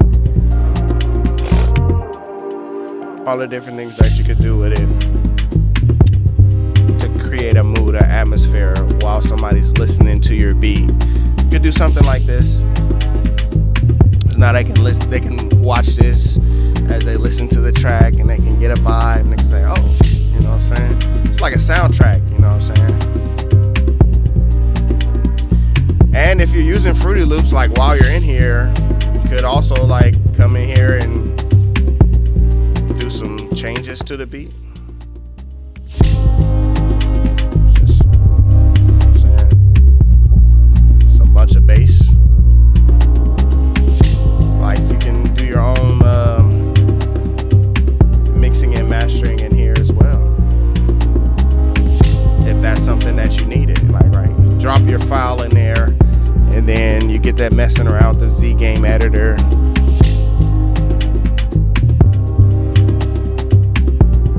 Could throw that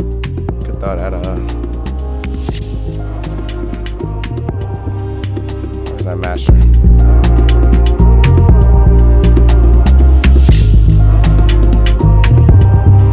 Oh wow.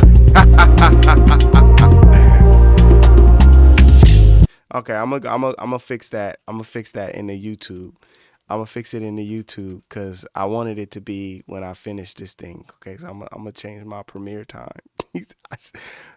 Who knows what time I set that premiere for, man? 12:45 a.m. December 6th. That's true. Okay, we're gonna set it to December 5th at 1 a.m. and then that's perfect. That works perfect because I went into a whole nother thing. So that's perfect. So that thing is done. We have Afrobeat here. And then for this Z Game visualizer, I added in a multi-band compressor on this track as well from Fruity Loops. And then you just come in here, YouTube, HD. It has this stuff that you can add in. We should also have the other thing that we had. And you just hit start. And it will just start exporting that video out for you. And depending on how good or bad your computer is, like if you're looking at mine, you know what I'm saying, it might take a while or might go by pretty quickly. You know what I'm saying? But yeah, you would have a video. You would have a whole video And like I said, completely free. Like, I don't know if that's the thing that they want to happen, if they overlook that, if they don't care. Of course, if I save this and I reload it, like, I won't be able to reload it because I'm using the trial version of Fruity Loops, but there's like no audio problem. There's no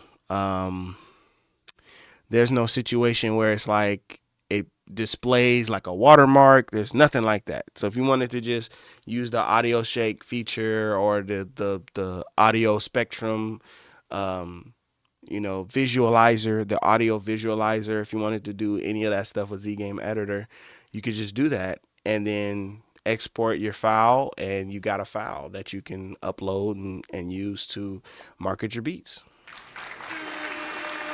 I think that's a lot. I think that was a lot that we offered for, if anybody that was looking for, a workload space, like a way to get some stuff done, in terms of making beats in 2024. Like, we pretty much covered how you can make some beats in a DAW in Reason. We made an R&B track. We mixed that track. We mastered that track, and we marketed that track. We uploaded to BeatStars. We shared links to Facebook, Twitter, YouTube. We are creating a visualizer that we can then put on Instagram. We can put that on YouTube, TikTok. We have opportunity, because we have this live stream, to create an entire reel or, some other content that we could use as well to continue to further market that beat. And if we, add in some advertising dollars and we really hit it full force, if the beat is as good as it seems to be and the marketing is even better, then we might get some beat sales before Christmas. Who knows?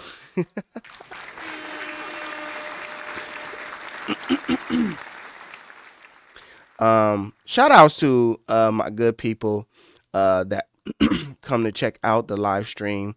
I do appreciate y'all for coming to check out, what I'm doing. I'm always in here just coming up with new stuff to do and just, having fun in general. Like, the general, sequence of things is that I'm essentially just having fun with my computer and with my DAW and my camera and my microphone. And I hope to be able to share some useful information, whether that be music, video editing, or, whatever it is that I'm doing. I hope that I can share some useful information, and pray with me and pray for me, and hopefully we just get better and we just keep growing and just keep getting better and better and better and better.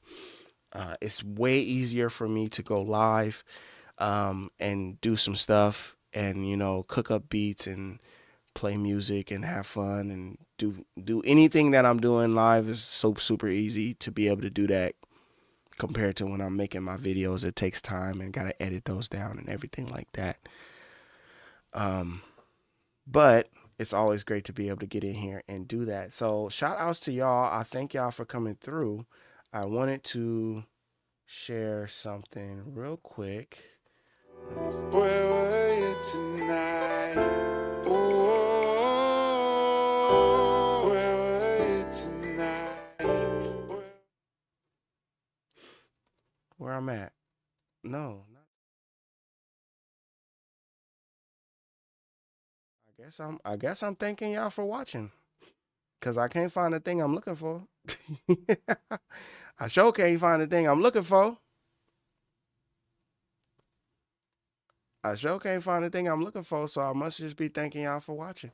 All right, man. My name is Chris Reed Beats. If you guys looking for one-on-one Zoom tutorials where we go over Reasonstudios, you can definitely sign up for that at my website, chrisreedbeats.com. I want to say shout outs to all of the channel members and all of the supporters of this channel. I appreciate you guys for being supporters and always, rocking with your boy. I did say that for my channel members, I wanted to make sure that I continue to shout you guys out and give you your flowers for supporting the channel. So I want to make sure that I come through and I'm able to play this video so I can actually show my supporters where they at. Boom. right there, right there, right there, right there, right there, right there, right there. So shout out to. All right, and there we have it. You know, before I could even finish this, it has finished uploading, so that is awesome. So last thing I will say is shout out to the supporters of the channel. These are the channel members: the McEastlands, B Hoss, Mr. Frosty, Cal, B Chew, Mark Taylor, Paul F, Chris Joshua, and DJ Jammin' Dynamite Wonder.